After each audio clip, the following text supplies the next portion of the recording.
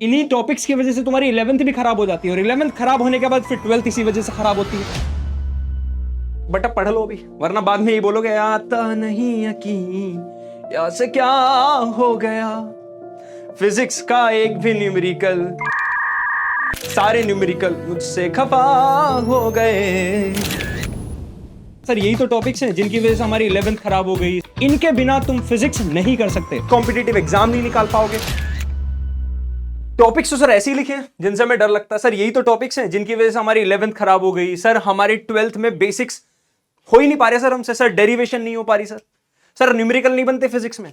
तो भाई ये जो टॉपिक्स हैं आज मैं तुम्हें सारे कवर कराने वाला हूं इस एक वीडियो के अंदर। और ये मान के चलो अगर तुमने ये टॉपिक्स बहुत तगड़े से कर लिए, लेकिन उससे पहले कुछ बच्चों के दिमाग में ये चीज रहती, सर ये है कौन सा चैप्टर। मेरे से लिटरली कुछ बच्चों ने ऐसा पूछा। तो बेटा तुम लोगों का दुख दर्द भी दूर करेंगे, तो शुरुआत करते हैं भाई। मेरा नाम है अक्षय त्यागी और आज मैं तुम लोगों को कराने वाला हूं बेसिक मैथमेटिक्स। जिन बच्चों को नहीं पता बेसिक मैथमेटिक्स क्या है, टॉपिक्स यहां पर लिख दिए। ये वो सारे टॉपिक्स हैं जो तुम्हें 11th 12th में काम आते हैं। इनके बिना तुम फिजिक्स नहीं कर सकते। कर सकते हो, रट सकते हो, रटने के बाद कॉम्पिटिटिव एग्जाम नहीं निकाल पाओगे। 12th बोर्ड्स के अंदर वो वाले टॉपिक्स नहीं कर पाओगे जो इंपॉर्टेंट टॉपिक्स है, जिनकी डेरिवेशन थोड़ी न्यूमेरिकली बेस्ड होती है ना। और कहीं ना कहीं तुमसे न्यूमेरिकल नहीं बनते इसी वजह से, क्योंकि तुम्हारे टॉपिक्स वीक होते हैं। ठीक है, तो शुरुआत करते हैं। और हाँ, इन्हीं टॉपिक्स की वजह से तुम्हारी 11th भी खराब हो जाती है और 11th खराब होने के बाद फिर 12th इसी वजह से खराब होती है। हर साल बच्चे 12th में आते हैं, बोलते हैं सर 11th खराब हो गई, कि हम 12th में कुछ कर पाएंगे। कर जरूर लोगे, लेकिन अगर तुमने ये टॉपिक्स नहीं करे तो फिर नहीं कर पाओगे। चलो तो शुरुआत करते हैं भाई। कौन कौन से टॉपिक्स आज हम पढ़ने वाले हैं। शुरुआत करेंगे हम ट्रिग्नोमेट्री से, उसके बाद हम करेंगे अप्रोक्सीमेशन। कुछ ऐसे टॉपिक्स हैं जिनमें से तुम्हें पता भी नहीं है कि कौन से टॉपिक्स है। 12th बोर्ड्स में कौन से टॉपिक काम के नहीं है वो मैं साथ में बताता चलूंगा तुम लोगों को, है ना। क्या हुआ, ये सारे जितने टॉपिक्स है ना, इनका कुछ बेसिक पार्ट यूज होता है तुम्हारा 12th क्लास में। जैसे लॉग से रिलेटेड ज्यादा कुछ नहीं है, 12th बोर्ड्स में कुछ नहीं आएगा ना, तो मैं बीच बीच में बता दूंगा कि भाई ये वाला टॉपिक 12th बोर्ड्स वाले बच्चे ना करें। शुरुआत कर सकते हैं, शुरुआत कर सकते हैं। जल्दी बोलो एक बार, जल्दी से सब लोग थम्स अप कर दो चैट में। अच्छा चैट लाइव तो है ही नहीं है। तो पहला टॉपिक हमारा कौन सा, ट्रिग्नोमेट्री। वरना बेटा पढ़ लो अभी, वरना बाद में ये बोलोगे आता नहीं यकीन या से क्या हो गया। फिजिक्स का एक भी न्यूमेरिकल नहीं, सारे न्यूमेरिकल मुझसे खफा हो गए। चलो ट्रिग्नोमेट्री कर लो, बड़ा वरना पछताओगे। चलो शुरुआत करते हैं ट्राइगोनोमेट्री। और एक और चीज, इसमें तुम्हें टाइम स्टेप मिल जाएगी। बहुत सारे बच्चों को हो सकता है ट्रिग्नोमेट्री आती हो तो ट्रिग्नोमेट्री को स्किप कर देना। किसी को डिफरेंशिएशन पढ़ना होगा, किसी को इंटीग्रेशन पढ़ना होगा, तो टाइम स्टेप के अकॉर्डिंग जो टॉपिक तुम्हें पढ़ना है वो पढ़ लेना। ठीक है, चलो। ट्राइगोनोमेट्री मतलब 3 साइड्स वाली ज्योमेट्री। ट्राई 3, गोनो साइड्स, मेट्री 3 साइड्स वाली ज्योमेट्री को अभी हम ट्रिग्नोमेट्री बोल रहे हैं। बिल्कुल बेसिक बच्चों वाली तरह पढ़ाऊंगा तुम्हें स्टार्टिंग में ना। स्टार्टिंग का आधा 1 घंटा बिल्कुल ऐसा होगा, तुम्हें फील आएगा कि सर ये तो बिल्कुल सर बिल्कुल बेसिक हो रहा है। हाँ बिल्कुल बेसिक होगा स्टार्टिंग में। तो जिनको बिल्कुल बेसिक ट्रिग्नोमेट्री पढ़नी है वो पढ़ लें स्टार्टिंग में। जिनको हाई लेवल वाली पढ़नी है वो स्किप करेंगे, आगे 11th वाली ट्रिग्नोमेट्री भी होगी। ठीक है, चलो। तो भैया 3 साइड्स वाली ट्रिग्नोमेट्री ज्योमेट्री कौन सी होती है सर, ट्राइंगल है। और बेसिकली हम ट्रिग्नोमेट्री की हेल्प से ढूंढते हैं हाइट या फिर डिस्टेंस।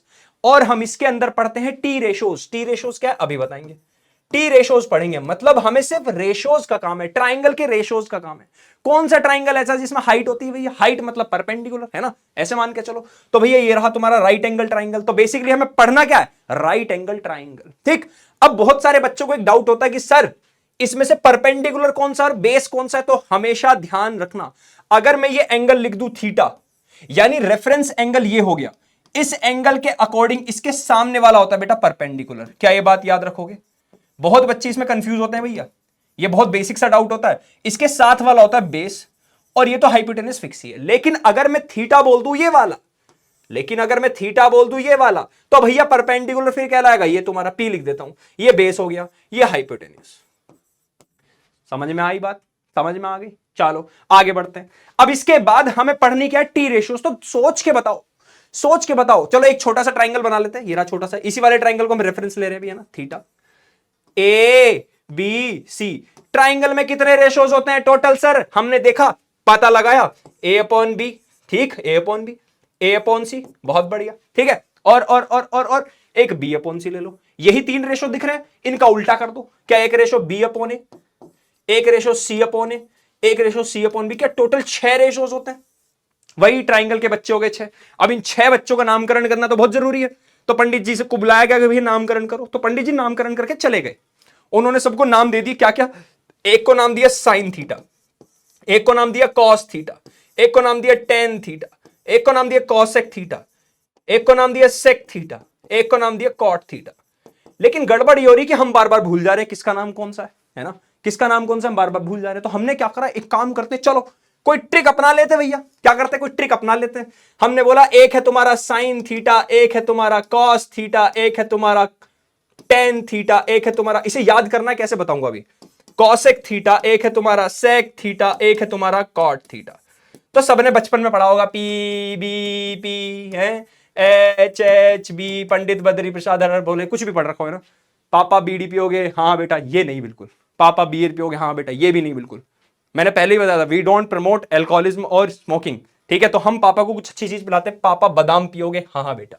तो अब से ये याद रखना, और भी तुम जो अपनी तरफ से बनाओ बना लेना यार, मैंने पहले भी ये बना रखा था, आज बता दिया, ठीक है। तो जो पहला वाला है परपेंडिकुलर अपॉन हाइपोटेनस, ये कहलाया तुम्हारा ये। फिर दूसरा वाला जो है बेस अपॉन हाइपोटेनस, ये कहलाया तुम्हारा कॉस थीटा। तीसरा वाला परपेंडिकुलर अपॉन बेस कहलाया तुम्हारा टेन थीटा, ठीक है। ये तुम्हारा साइन, कॉस और टेन, ठीक।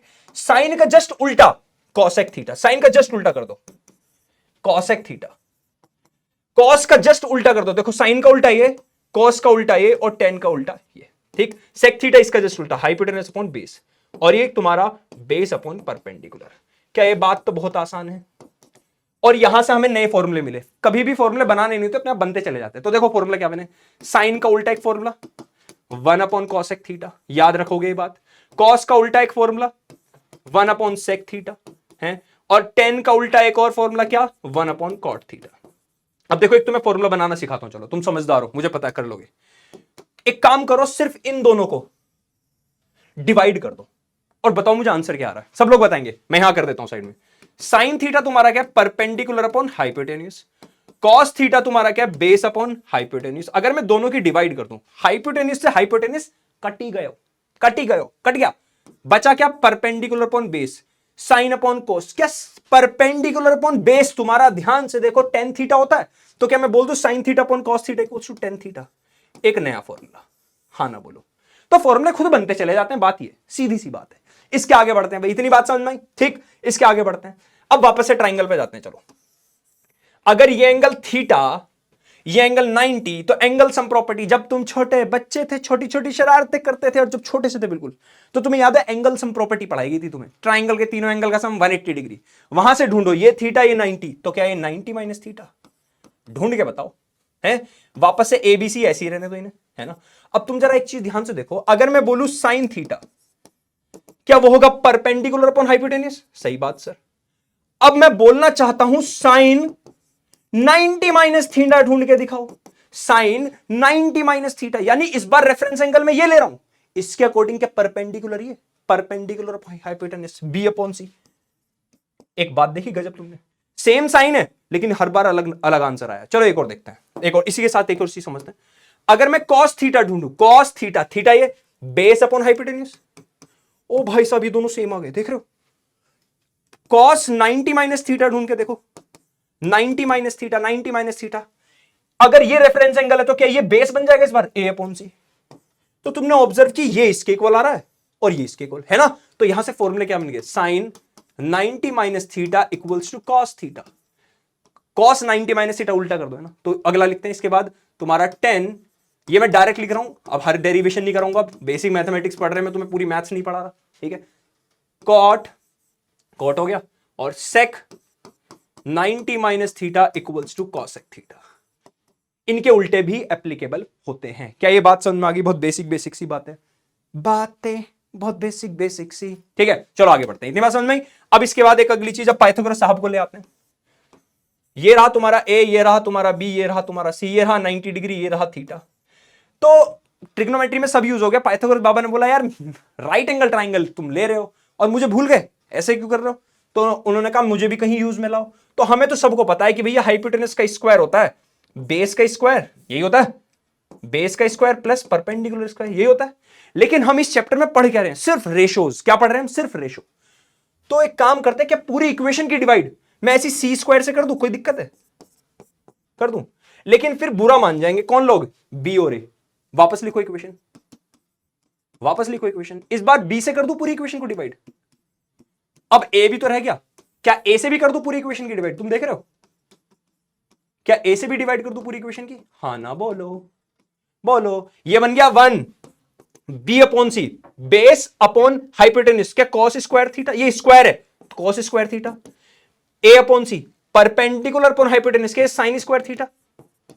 बताओ भैया, बताओ भैया, बताओ जल्दी जल्दी जल्दी। यहां देखो C upon B, C upon B के sec square theta 1 plus A upon B perpendicular upon base tan square theta. क्या एक आइडेंटिटी ये बनी, हाँ ना बोलो। एक ये बनी, एक ये बनी। अच्छा फिर से बहुत बच्चे डर रहे होंगे सर ये सब याद करना है, अरे सब 10th का है, अभी 10th की चल रही है, वैसे तुम्हें याद हो जाएगा, फिर भी एक बार बता दूंगा कौन सी किसके काम की। ये वाले फॉर्मूले 12th बोर्ड्स में काम नहीं आएंगे, लेकिन पीछे जो चीजें बताई हैं ये 12th बोर्ड्स में काम आ सकती है भैया, ये काम आ सकती है, तो इन्हें याद रखना, ठीक है।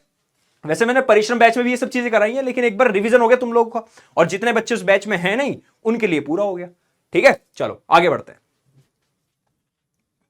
अच्छा एक बात, मैं खुद ना एक छोटी से टाउन से बिलोंग करता हूं, मतलब एक जगह मुरादनगर, मैं वहां का रहने वाला हूं। तो जब मैंने 12th की थी ना, या मैंने 11th भी की थी, किसी ने बताया नहीं बेसिक मैथमेटिक्स भी करानी होती है। सीरियसली मुझे बाद में ये कंफ्यूजन होता था यार, वेक्टर में तो पूरी वेक्टर टॉपिक पता है ना, वेक्टर मैंने परिश्रम बैच में करा दिया ना, तो वेक्टर टॉपिक मैंने पढ़ रहा था, वहां तो ट्रिग्नोमेट्री यूज हो रही थी। 10th का भूल जाते हैं बच्चे, तो 11th में करानी चाहिए, 12th में भी करानी चाहिए। फिर मैंने डेरिवेशन करी 12th में, वहां पे डिफरेंशिएशन इंटीग्रेशन यूज हो रहा था, तो बड़ी दिक्कत आई, तो टीचर ना रटवा देते थे, ठीक है। तो मैं नहीं चाहता तुम लोग रटो, तुम्हें पता चलेगा वो डेरिवेशन कैसे होती है, वो इंटीग्रेशन कैसे यूज किया जाता है, सारी चीजें बताऊंगा इस वीडियो के अंदर, ठीक है। चलो यहां पे आ जाओ, सी अपॉन ए, सी अपॉन ए ये तुम्हारा होता है कॉसेक स्क्वायर थीटा 1 प्लस ये कोट स्क्वायर थीटा। तो ये तीनों याद रखिए भाई कॉम्पिटिटिव वाले बच्चों को। चलो आगे बढ़ जाए, कितनी बात समझ में आ गई, क्या समझ में आई, बोलो, मेरी आंखों में आंखें डाल के बोलो, बताओ समझ में आई, जल्दी बोलो, आगे बढ़ते हैं फिर।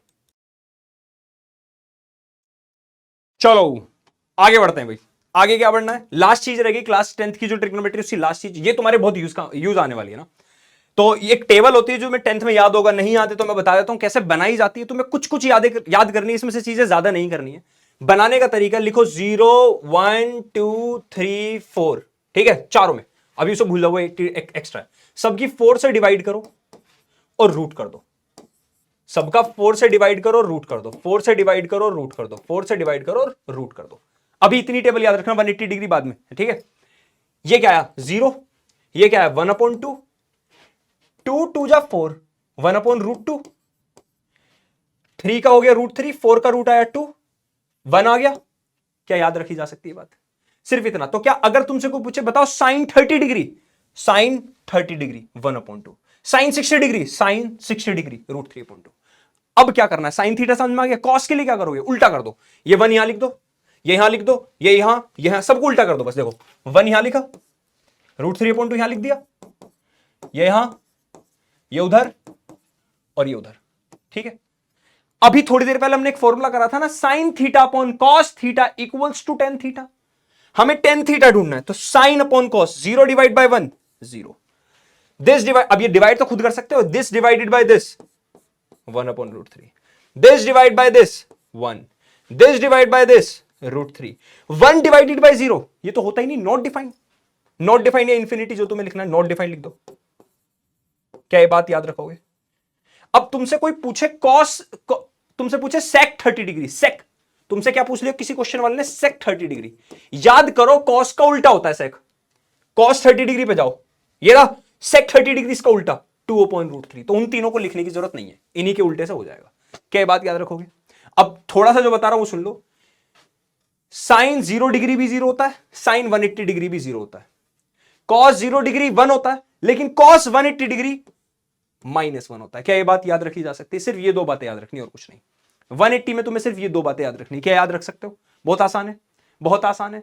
चलो एक और चीज याद रख लो, एक लास्ट, वो तुम्हारी 10th में नहीं थी, नई चीज है, एक ट्राइंगल है, बताए तो कौन सा, इसकी वैल्यूज तुम्हें याद होनी चाहिए, ज्यादातर 11th में और 12th में तुमसे यही वैल्यूज पूछी जाएंगी, ठीक है। सुन लो 11th में तो बहुत ज्यादा, ये एंगल 37 डिग्री, ये 53 डिग्री, ये वैल्यू तुम्हारी 3, ये वैल्यू 4, ये वैल्यू 5, इस ट्राइंगल के अकॉर्डिंग साइन 37 डिग्री कितना, देख के बताओ, परपेंडिकुलर अपॉन हाइपोटेन्यूज।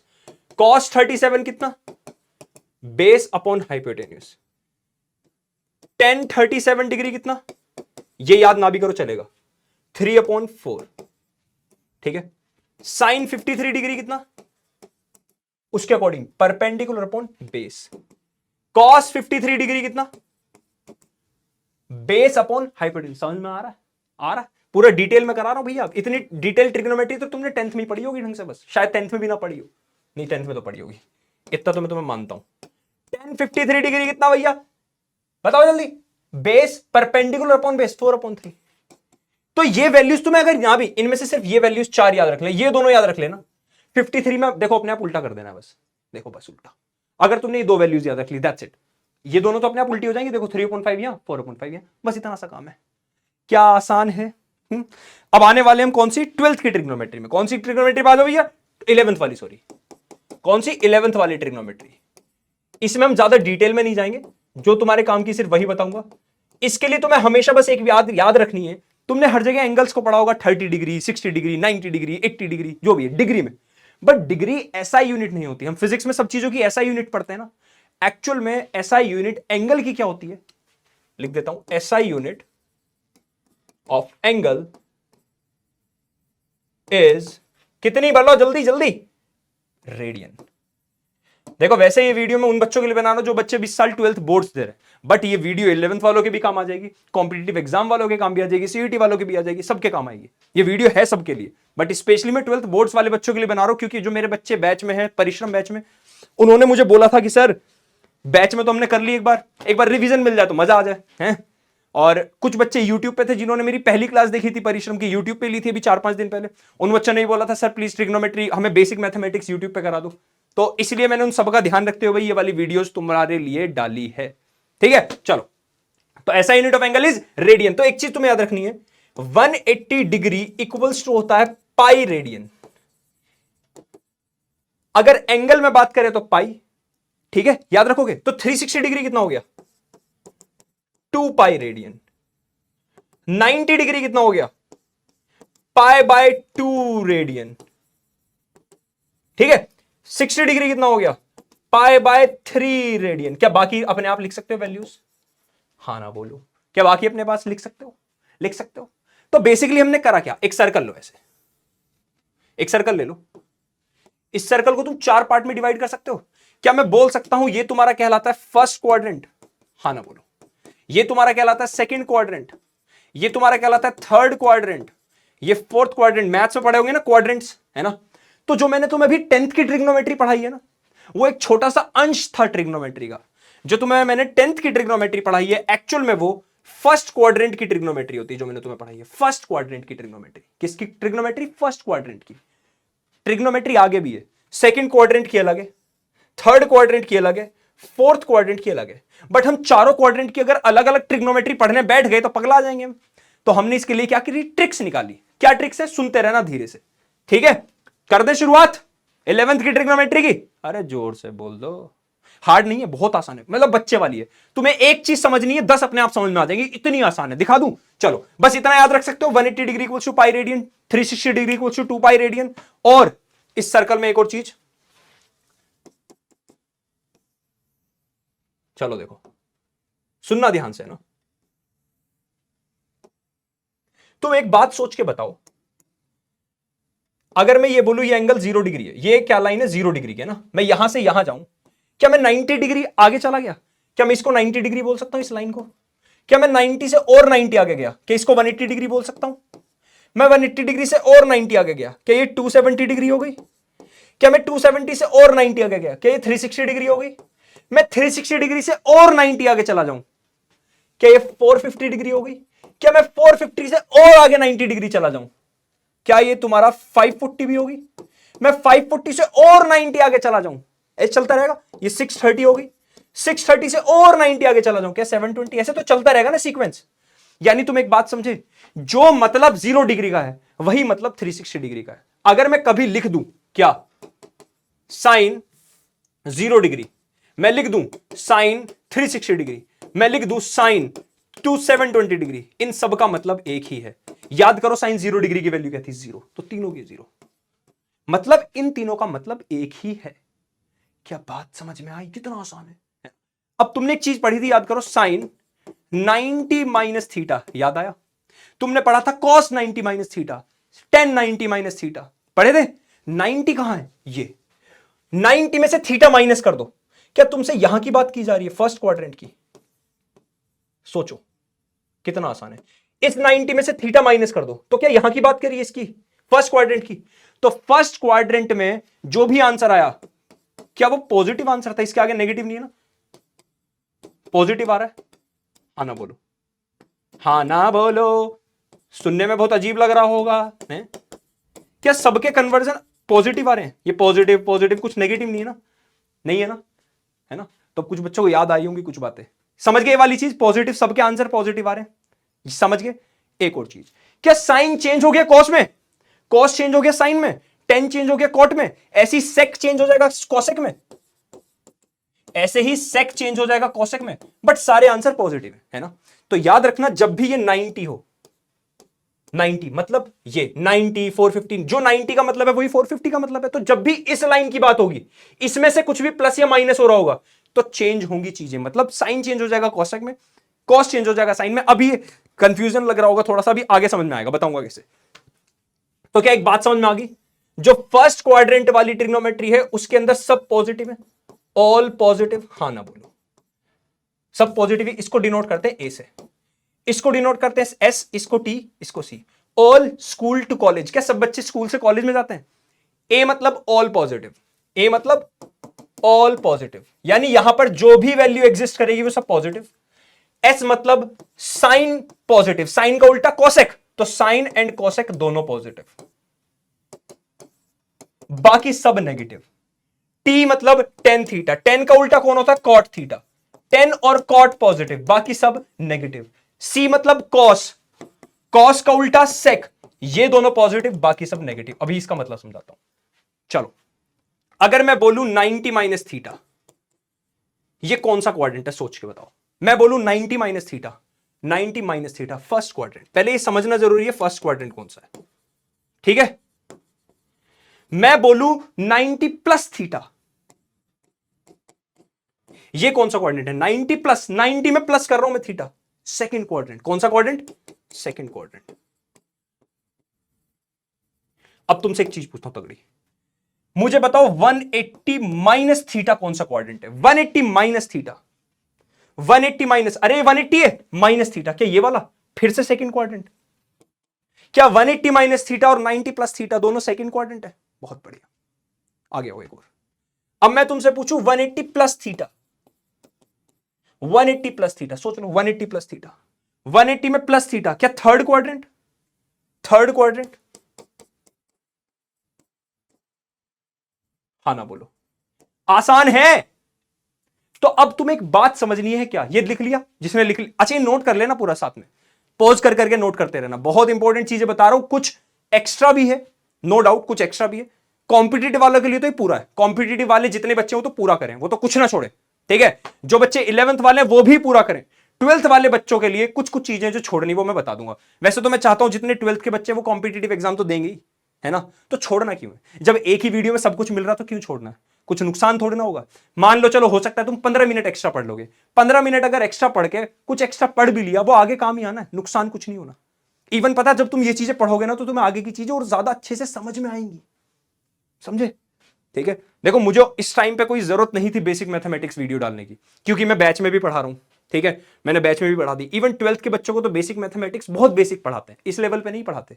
फिर भी मैं तुम्हारे लिए अगर कुछ एक्स्ट्रा चीजें कर रहा हूं तो क्या तुम्हें नहीं लगता कि तुम्हें अपने लिए कर लेना चाहिए? मैं तो तुम्हारे लिए कर रहा हूं, तुम अपने लिए नहीं कर सकते?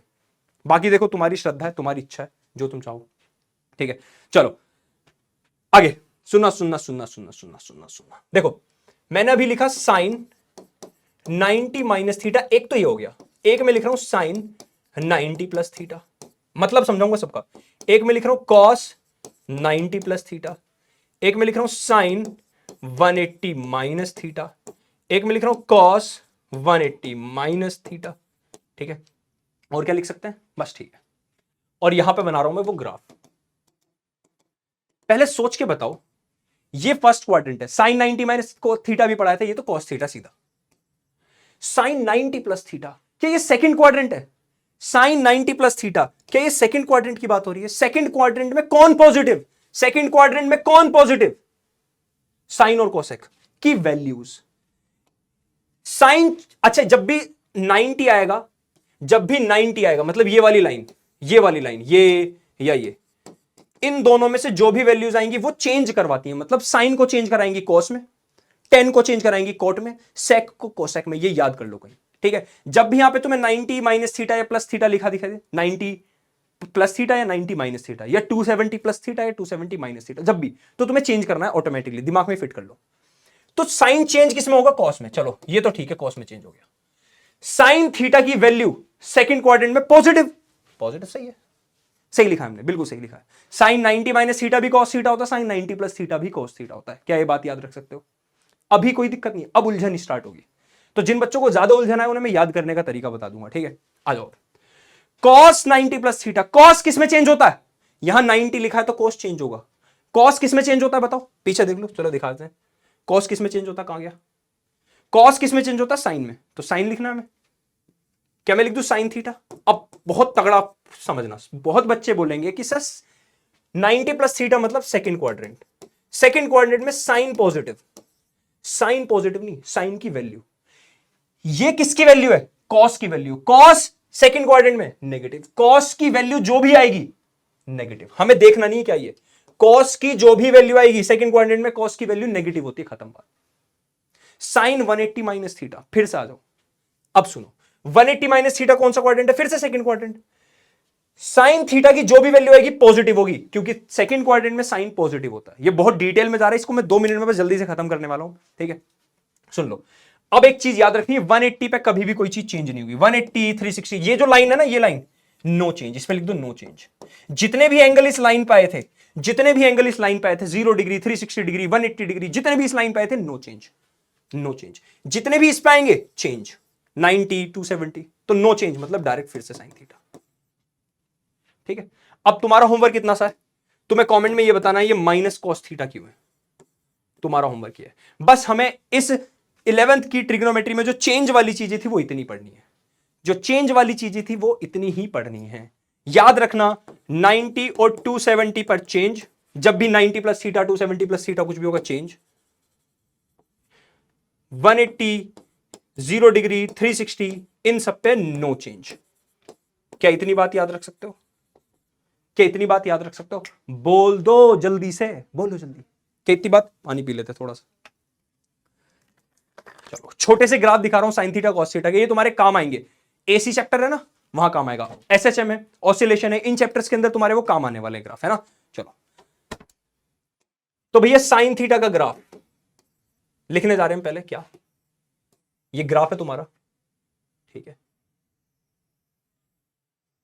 ये साइन थीटा का ग्राफ है, इसका एक और नाम है साइनोसोडियल कर्व, सुना भी होगा तुमने ना। चलो कैसे ये निकालते हैं। साइन 0 डिग्री कितना होता है?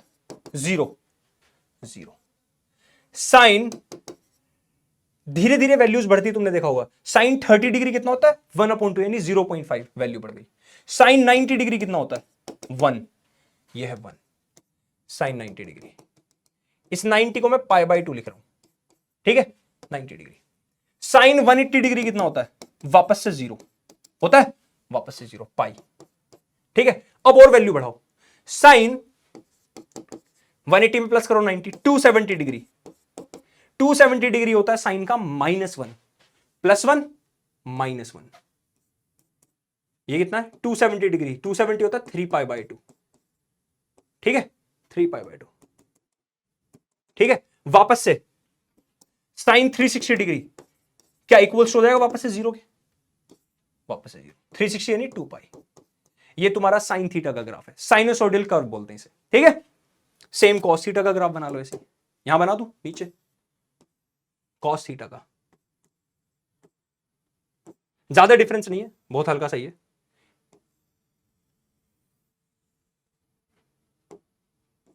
चलता रहेगा ऐसे ना। देखो याद करो, क्या कॉस 0 डिग्री की वैल्यू 1 होती है? 0 डिग्री पे 1 आ गया, ठीक है? कॉस 90 डिग्री की वैल्यू 0 होती है? देखो 90 पे 0 हो गया, उल्टा है ना, वहां पाई बाई 2 देखो, वहां मैक्सिमम थी, 0 है। कॉस 90 के बाद 180 डिग्री पर वैल्यू -1 होती है, -1। कॉस 270 डिग्री वापस से 0, ठीक है, 270, ये कितना है 180 डिग्री, बस इससे ज्यादा करने की जरूरत नहीं, ठीक है।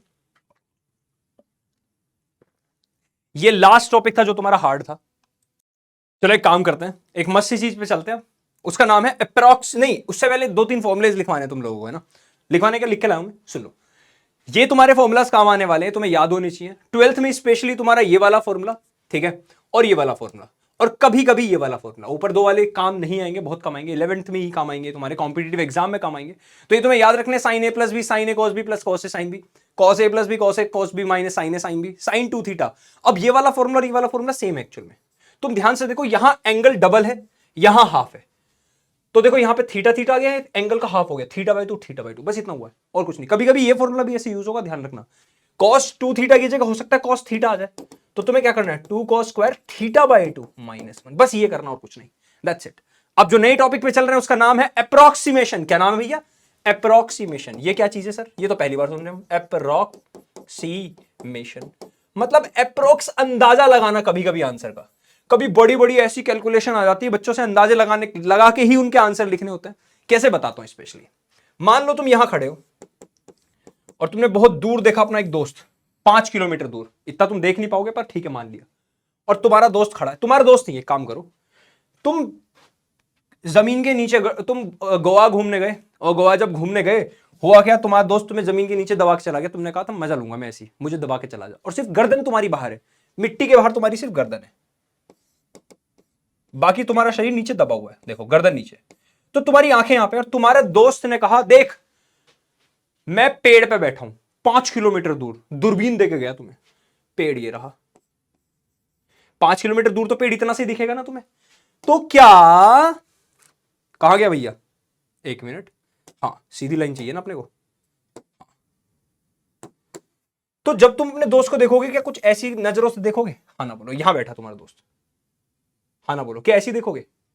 सोच के बताओ मुझे एक बात, ये वाला जो एंगल है ये ना के बराबर है ना, ये वाला जो एंगल है, जिस एंगल से तुम अपने दोस्त को देख रहे हो, क्या ये एंगल बहुत ही छोटा है भैया? बोलो, ये वाला एंगल क्या बहुत छोटा नहीं है? ना के बराबर, बहुत ज्यादा छोटा, हद से ज्यादा छोटा, हद से ज्यादा, ना के बराबर ये एंगल है नहीं है? पहले मुझे इतना बताओ, चलो जल्दी बताओ, सोच के बताओ।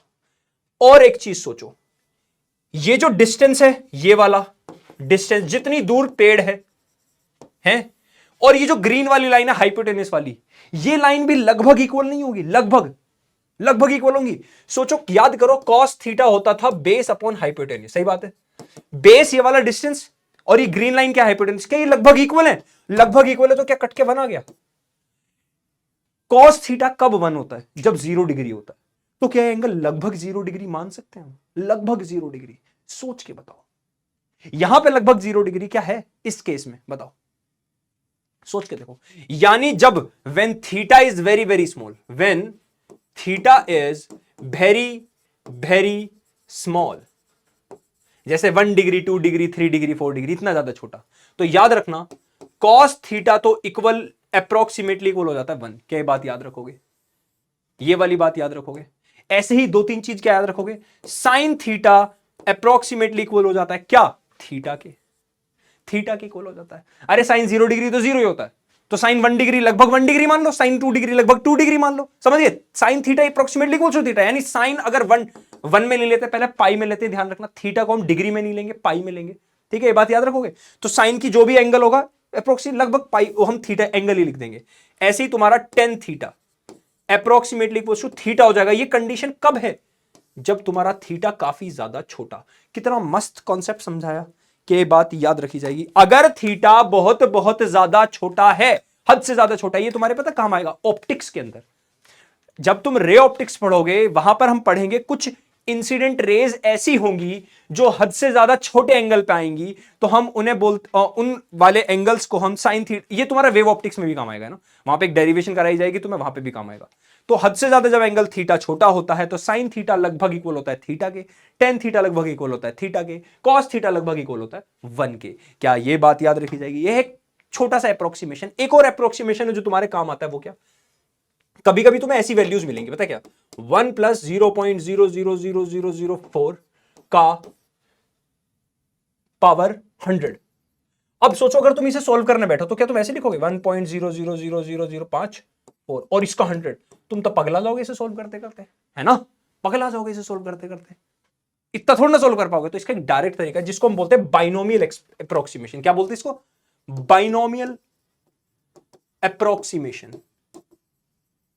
अप्रोक्सीमेशन, बाइनोमियल अप्रोक्सीमेशन इसका एक तरीका है जहां पर हम क्या करते हैं, जब भी अगर कभी ऐसी कंडीशन हो 1 प्लस एक्स की पावर n, है ना, when x is very very very smaller than 1, ये x 1 से बहुत ज्यादा छोटा है, तो हम ऐसे केस में क्या करते हैं, इसको हम क्या लिख सकते हैं, 1 प्लस एन एक्स। तो इसको क्या लिख देंगे, 1 प्लस 100 इंटू 0.00000। क्या ये वाली चीज आसान है? ये वाली चीज आसान है? इससे पावर निकालना बहुत मुश्किल होता है ना, मल्टीप्लाई तो तुम फिर भी कर दोगे, 100 बार मल्टीप्लाई करना तो बहुत मुश्किल है ना। तो ये एक तरीका होता है, इसको बोलते हैं हम बाइनोमियल अप्रोक्सीमेशन। जैसे मान लो आगे एक और क्वेश्चन छोटा सा और ले लेते हैं, अगर आ जाए 1 प्लस एक्स की पावर 3 बस, पर x इज वेरी वेरी छोटा देन 1, तो डायरेक्ट लिखेंगे 1 प्लस 3x। आसान है, बहुत ही आसान है, जल्दी बोल दो। इसके बाद क्वाड्रेटिक, फिर हम करेंगे डिफरेंशिएशन इंटीग्रेशन, ठीक है, और फिर करेंगे हम ग्राफ, फिर करेंगे हम लॉग्स। तुम्हें क्या लग रहा है सर बहुत टाइम हो गया? अबे कहां, अभी कितनी देर हुआ है? आधे घंटे में? अरे सर जी का स्पीड चल रही है भैया, हैं? अच्छा मैं तुम्हें चलो एक छोटी सी बात बताता हूँ, हंसी की बात है, पर ज्यादा हंसी की बात नहीं है, वो बहुत सारे बच्चों के साथ होता है। बहुत सारे बच्चों के साथ दिक्कत होती है अवेयरनेस की। लिटरली मेरे पास जब मैंने पहले परिश्रम बैच स्टार्ट हुआ हमारा, कभी स्टार्ट हुआ था, मंडे को स्टार्ट हुआ था ना, मंडे को, हाँ मंडे को, तो खैर इतना ज़्यादा पढ़ाया नहीं, मंडे को सिर्फ मैंने एक ओरिएंटेशन दिया था बच्चों को। तो मंडे को मैंने, मंडे ट्यूसडे को मैं एक क्लास ले रहा था, शायद यूट्यूब पे ही थी यार, पता नहीं है, यूट्यूब पे थी मंडे वाली क्लास है ना, यूट्यूब पे एक बच्चे ने कमेंट में पूछा था। तो एक बच्चा पूछता, सर ये आप करा तो ठीक है, करा रहे हो आप, ठीक है समझ में आ गया, सर मैं अपनी 12th की बुक खोल के बैठा हूं, मुझे चैप्टर ही नहीं दिख रहा, बेसिक मैथमेटिक्स। पहले मुझे लिटरली लगा कि यार इस बच्चे का क्या बुरा हाल है, पर फिर मुझे समझ में आया कि उस बच्चे की गलती नहीं है, गलती कहीं ना कहीं उसके अवेयरनेस की, उसे कहीं बताया ही नहीं गया कि ये चीज होती है। और फिर मैंने रिलेट किया अपने आप से, मैंने तो बताया ना कि छोटे से टाउन में रहा हूं मैं, मुरादनगर, वहीं पढ़ा हूं, तो मैंने रिलेट किया, मुझे भी 12th में किसी ने कभी बताया ही नहीं था बेसिक मैथमेटिक्स कुछ होता भी है।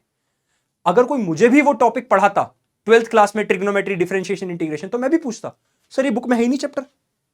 तो वो बुड़बक नहीं है बेटा, बेटा तुम बुड़बक नहीं हो, बिल्कुल भी नहीं। ये मैं समझ गया हूं कि वो अवेयरनेस की दिक्कत है, लेकिन अब मैं तुम लोगों को बता रहा हूं, बेसिक मैथमेटिक्स एक वो टूल है। जैसे मैंने एक बात बताई, करेला मुझे पसंद नहीं है, अरबी पसंद नहीं है, दैट डजंट मीन कि उनके अच्छे इंपैक्ट नहीं है, हेल्थ बेनिफिट्स बहुत ज्यादा है। यानी ये वो कड़वी दवाई है, उन बच्चों के लिए कड़वी है जिनको मैथ्स अच्छी नहीं लगती, उन बच्चों के लिए बिल्कुल बर्फी जैसा जिनको मैथ्स अच्छी लगती है। तो ये वो कड़वी दवाई है उन बच्चों के लिए जिनको मैथ्स अच्छी नहीं लगती, जो तुम्हें फिजिक्स से प्यार करा सकती है। बहुत सारे बच्चों की दिक्कत है, फिजिक्स से प्यार नहीं होता। फिजिक्स से प्यार इसलिए नहीं होता क्योंकि तुम फिजिक्स की लैंग्वेज नहीं पढ़ रहे। यही तो फिजिक्स की लैंग्वेज है बेसिक मैथमेटिक्स, मैथमेटिक्स ही फिजिक्स की लैंग्वेज है। मैंने बताया था ना, मैंने फ्रेंच क्लासेस ली थी, मुझे लैंग्वेज समझ में नहीं आती थी तो मैं रटता था तो मुझे कभी प्यार ही नहीं हुआ, इसलिए मैंने 15 दिन के बाद क्लास बंद कर दी। लेकिन तुम अगर फिजिक्स प्यार करना चाहते हो तो चाहे तुम जबरदस्ती समझो, रो पीट के समझो, गाल पे चाटे लगा के खुद के समझो, जो भी करना है, पर इसे समझना है, ये मैथ्स उस फिजिक्स की लैंग्वेज है जिस फिजिक्स से तुम प्यार करना चाहते हो, नहीं भी चाहते, नंबर अच्छे लाना चाहते हो, कॉम्पिटिटिव एग्जाम में टॉप लाना चाहते हो। नीट वाले बच्चों के साथ दिक्कत यही तो है सबसे बड़ी, बेसिक मैथमेटिक्स ही। ठीक है, चलो सीयूईटी वालों के साथ भी ये दिक्कत है, और बोर्ड्स वालों के साथ तो है ही है। ठीक है, चलो आगे बढ़ते हैं। तो बाइनोमियल, मैंने तुम्हें अप्रोक्सीमेशन बता दिया, अब जल्दी से क्वाड्रेटिक इक्वेशन, बहुत छोटी सी चीज है क्वाड्रेटिक इक्वेशन में, तुम्हें स्ट्रेट लाइन वगैरह सब बताऊंगा वैसे ना। देखो जब तुम छोटे बच्चे थे और क्लास 10th में पढ़ते थे, तुम्हारे पास कुछ ऐसी इक्वेशन आई थी, x² + 7x + 10, और लोगों ने बोला होगा इसके फैक्टर करके बताओ। इसकी जीरोस बताओ, ये एक्स की वैल्यूज बताओ। याद है? तो तुमने मिडिल टर्म स्प्लिटिंग कर दिया था। 10 को मिडिल टर्म स्प्लिट करोगे तो क्या आएगा? 5x plus 2x। अब तुम ये मत बोलना सर आपने ये कैसे कर दिया एकदम से।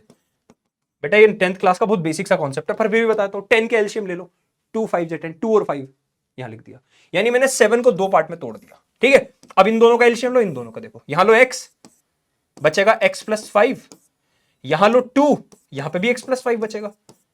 तो यहां से देखो x प्लस 2 अलग आ गया और x प्लस 5 अलग आ गया। तो x की दो वैल्यूज आई, एक आई -2 और एक आ गई -5। यानी कि क्वाड्रेटिक इक्वेशन, लीनियर इक्वेशन जहां पर x की पावर 1 होती है। देखो अगर कोई ऐसी इक्वेशन है, इसको बोलते हैं लीनियर। अगर कोई ऐसी इक्वेशन है जिसमें x स्क्वायर आ गया, x स्क्वायर प्लस 7 कुछ भी आ गया, मतलब हाईएस्ट पावर स्क्वायर है, इनको बोलते हैं क्वाड्रेटिक। ठीक है, और जहां पे हाईएस्ट पावर क्यूब है, इनको बोलते हैं क्यूबिक। इनका ग्राफ होता है स्ट्रेट लाइन। कैसा ग्राफ बनता है इनका? Straight line. ये 9th में पढ़ा होगा तुमने ना। इनका ग्राफ कैसा बनता है? Straight line. ये नहीं पढ़ा तुमने। इनका ग्राफ बनता है जिसका नाम है पैराबोला। आज बताऊंगा। क्वाड्रेटिक इक्वेशन का ग्राफ कैसा बनता है? एक शेप होती है पैराबोला। जैसे सर्कल एक शेप है ना, शेप है ना, सर्कल एक शेप ही तो गोल। एलिप्स एक शेप होती है अंडे जैसी। ठीक है, ऐसी ही एक शेप होती है पैराबोला, कुछ ऐसी दिखती है, ऐसी ऐसी ऐसी। अभी आगे बनवाऊंगा, खैर अभी यहां नहीं बनवा रहा ना, आगे बनवाऊंगा ना। पहले ये बात समझो। तो यहां पे स्ट्रेट लाइन, जब भी तुम किसी लीनियर इक्वेशन को सॉल्व करते हो, हमेशा x की एक आंसर आता है, x का। इसे सॉल्व कर लो, एक ही आंसर आएगा। लेकिन क्वाड्रेटिक का आंसर सॉल्व करने पर 2 आते हैं, क्यूबिक को सॉल्व करने पर आंसर 3 आते हैं। यानी जितनी हाईएस्ट पावर उतने आंसर आते हैं, है ना। तो सर आप ये क्यों पढ़ा रहे हो? मिडिल टर्म स्प्लिटिंग क्यों पढ़ा रहे हो? ये नहीं पढ़ा रहा मैं मेन चीज बताना चाह रहा हूं। कभी कभी तुम्हारी क्वाड्रेटिक इक्वेशंस इस मिडिल टर्म स्प्लिटिंग से सॉल्व नहीं होती, सॉल्व हो ही नहीं पाती, बहुत हार्ड कैलकुलेशन होती है। उस टाइम पर तुम्हें x ढूंढने के लिए एक फॉर्मूला बताता हूं। x ढूंढने के लिए उस टाइम पे एक फॉर्मूला जिसका नाम है क्वाड्रेटिक फॉर्मूला। क्या? x equals to -b plus √d upon 2a। x की दो वैल्यू आएंगी ना, तो दो फॉर्मूले, x equals to -b minus √d, अच्छा d मत, d चलो, d अपॉन 2a। अब ये d क्या चीज है सर?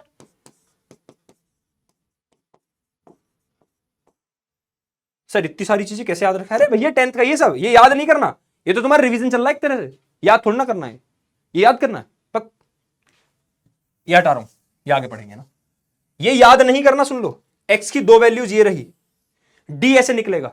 अब यहां पे a b c d सब है क्या? लिखा तो एक जनरल फॉर्मूला ये होता है, ax square plus bx plus c equals to 0। ध्यान से देखो, a की वैल्यू तुम इसमें देखो 1 है, b की वैल्यू तुम देखोगे 7 है, और c की वैल्यू तुम देखोगे 10 है।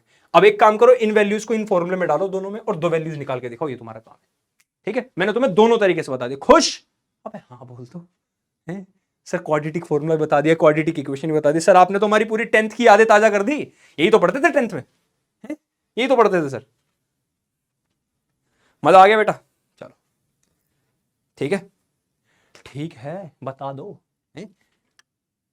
आंखों की गुस्ताखियां माफ हो। चलो एक काम करते चलो, स्टे उससे पहले ना, डिफरेंशिएशन इंटीग्रेशन से पहले हम करते हैं ग्राफ। कुछ ग्राफ बताने वाला हूं तुम्हें, ठीक है। चलो देखो, ग्राफ हम कौन कौन से करेंगे, सुन लो। ग्राफ्स हम करने वाले इंपॉर्टेंट पहला स्ट्रेट लाइन के बारे में पढ़ेंगे और उसकी ग्राफ, या बताने का डायरेक्ट स्टार्ट ही कर देता हूं। स्ट्रेट लाइन क्या है सर? ये तो सर हमने पढ़ा हुआ है, कुछ तो सुना है सर ऐसा। जब भी तुम्हारी इक्वेशन तुम्हारी लीनियर होगी ना, धन्यवाद, जब भी तुम्हारी इक्वेशन लीनियर होगी ना, लीनियर कैसी सर? अरे जिसमें हाईएस्ट पावर x की 1 हो, जैसे x प्लस 5, या सिर्फ x, या 2x प्लस 5, कुछ भी, या फिर 2x, हाईएस्ट पावर 1 होनी चाहिए x की, याद रखना। ठीक है, तो इसके एक स्टैंडर्ड फॉर्मूला ऐसे लिख देते हैं, क्या? ax प्लस b, ऐसे लिखते हैं, y equals to ax plus b। ये एक इक्वेशन दे दी तुम्हें, मान लो, है ना, ये तुम्हें एक इक्वेशन दे दी। अब इसको अगर ग्राफ पे प्लॉट करना हो, लेट्स से तुम इस इक्वेशन को ले लो, y equals to 2x plus 2, है ना। अब मैं तुम्हें बोलूं पुट करो x की वैल्यू 0, तो बताओ y कितना होगा? देखो x की वैल्यू 0 पुट करो तो y 2 आया, 1 बन गया। पुट करो x की वैल्यू तुम 1, तो बताओ y कितना हुआ? 2 1 जा 1 4, तो y तुम्हारा आया 4 आया।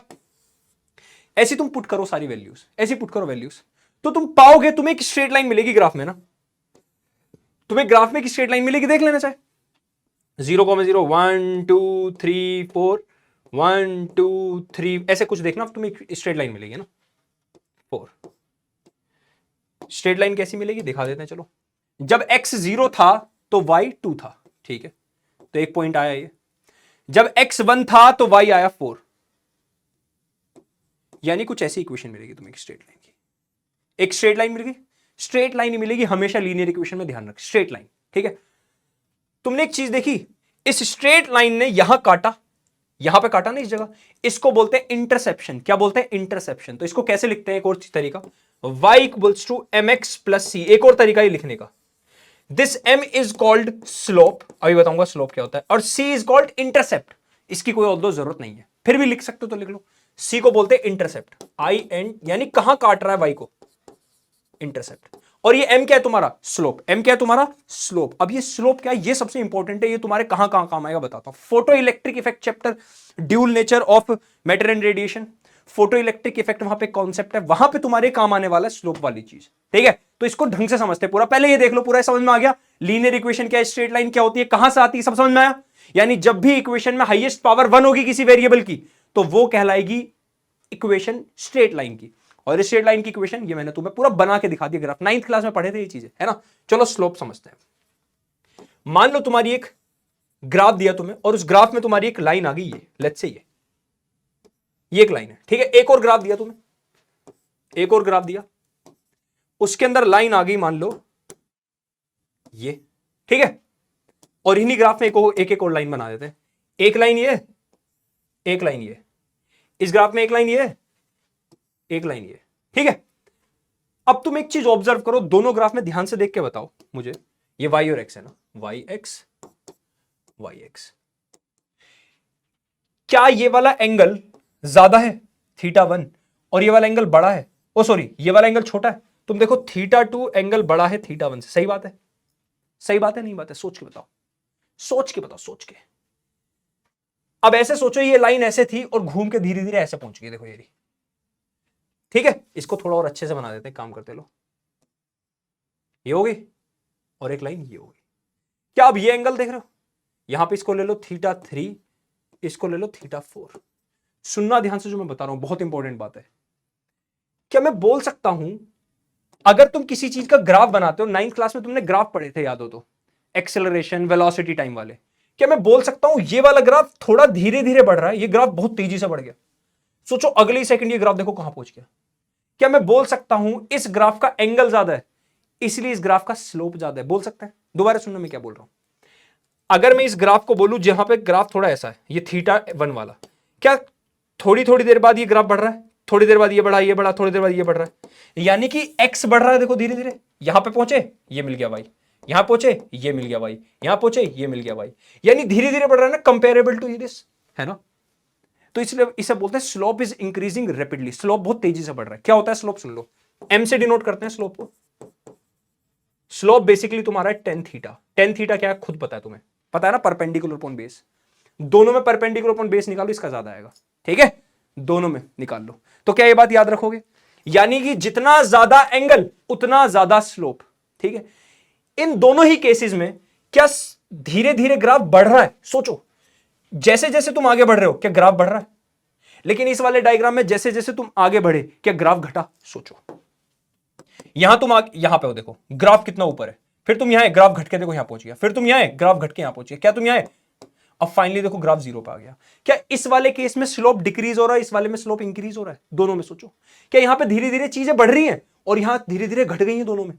क्या मैं बोल सकता हूं, और यहां पे भी देखो कहां तेजी से घटा है, कहां धीरे धीरे, कहां तेजी से, क्या यहां ज्यादा तेजी से घटा है, यहां फिर भी धीरे धीरे घटा है? देखो, समझ पा रहे हो ये वाली बात समझ में? यानी इन दोनों केस में स्लोप क्या है, नेगेटिव, स्लोप नेगेटिव। ये बात याद रखनी, बहुत इंपॉर्टेंट चीज है। स्लोप नेगेटिव, नेगेटिव मतलब समझ गए ना, जहां चीजें घट रही हो, जहां चीजें इंक्रीज हो रही हो, स्लोप पॉजिटिव। क्या बात याद रखोगे? बहुत बेसिक सी बात है, बच्चों वाली, छोटी छोटी, छोटी मगर मोटी बातें। हाँ भाई, चलो स्लोप निकालने का एक और फॉर्मूला बताएंगे अभी, एक और फॉर्मूला छोटा सा ही है, ज्यादा बड़ा नहीं। मैं इस पे ज्यादा फोकस दे रहा हूं क्योंकि ये तुम्हारे काम आएगा, है ना। चलो मान लो तुम्हें ग्राफ दे दिया ये वाला, तुम्हें ग्राफ दे दिया ये, ठीक है। स्लोप निकालने का तरीका बता रहा हूं, सुन लो। कुछ मत करो, यहां पे एक परपेंडिकुलर डालो, ठीक है। एक परपेंडिकुलर डालो वाई पे, एक परपेंडिकुलर डालो एक्स पे। कहीं भी डाल दो, कहीं भी, ऐसे नहीं, यहां भी डाल सकते हो तुम ऐसे, यहां भी डाल सकते हो तुम ऐसे, कहीं भी डाल दो। मैंने बड़ा सा डाल दिया यहां, ठीक है। ठीक, सुनना ध्यान से। ये पॉइंट है मान लो तुम्हारा y1 कोमा x1, उल्टा लिख दिया, हमेशा x पहले लिखते हैं, है ना। ये पॉइंट है तुम्हारा x का ये रहा, y का ये रहा, है ना। तो ये x1, ये y1, ठीक है। ये वाला पॉइंट तुम्हारा y2, ये वाला पॉइंट तुम्हारा, ये वाला पॉइंट तुम्हारा y2, और यहां पे x2। तुम्हें ये लाइन ढूंढनी है। क्या x2 में से, देखो जरा, x2 में से मैं ये x1 माइनस कर दूं, क्या ये लाइन आ गई? हाँ ना बोल के बताओ। क्या मैं x2 माइनस x1 कर दूं, ये लाइन आ गई। इसको नाम दे देते AB। क्या मैं इस y2 में से ये y1 माइनस कर दूं, क्या ये लाइन आ गई BC? y2 माइनस y1, बोलो जरा। क्या मैं बोल सकता हूं BC भी आ गई और क्या भी आ गई, AB।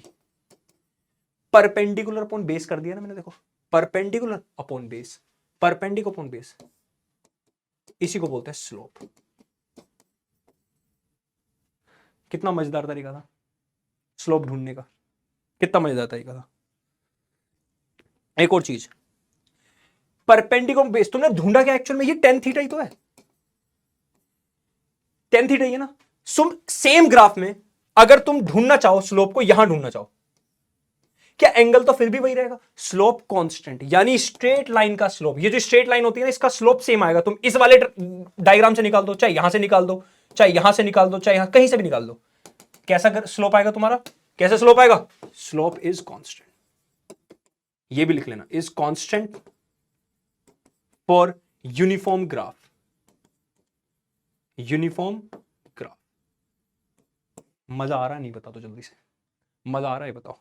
तुम्हें इतने डीप कॉन्सेप्ट पढ़ाए जा रहे हैं ना, मजा आ रहा है। चलो भाई, चलो चलो चलो चलो चलो, अगली चीज देखो। दो छोटी छोटी चीजें, पहले सर्कल समझ लो। जैसे तुम अभी भी स्ट्रेट लाइन की इक्वेशन समझ के आए हो, y equals to mx plus C. फिर तुमने जाना कि एक क्वाड्रेटिक इक्वेशन का भी एक ग्राफ होता है, वो आगे बताऊंगा भी, है ना।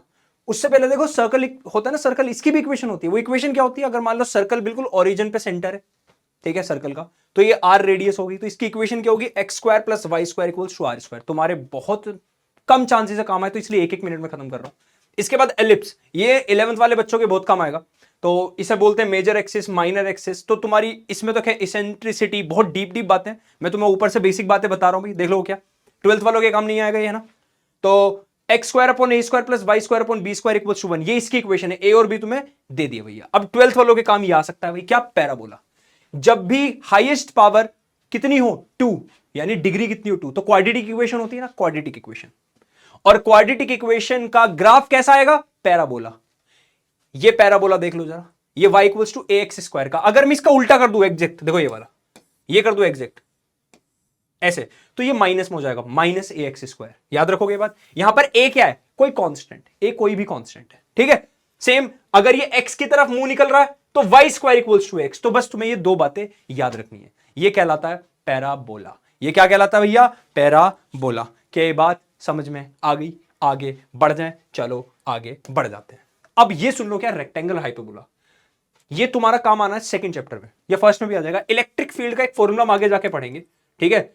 इलेक्ट्रिक फील्ड पढ़ेंगे, इलेक्ट्रोस्टैटिक पोटेंशियल पढ़ेंगे, तो वहां पे ये काम आने वाला है। जब भी तुम्हारी कोई value, for example let's say potential is inversely proportional to distance होता है, तो जब भी तुम्हारी ऐसी कोई इक्वेशन आएगी ना, हम आगे पढ़ेंगे ऐसी, तो वहां पे ग्राफ ये होता है। इस ग्राफ को बोलते हैं रेक्टेंगुलर हाइपरबोला। बस इतनी सी बात तुम्हें याद रखनी है।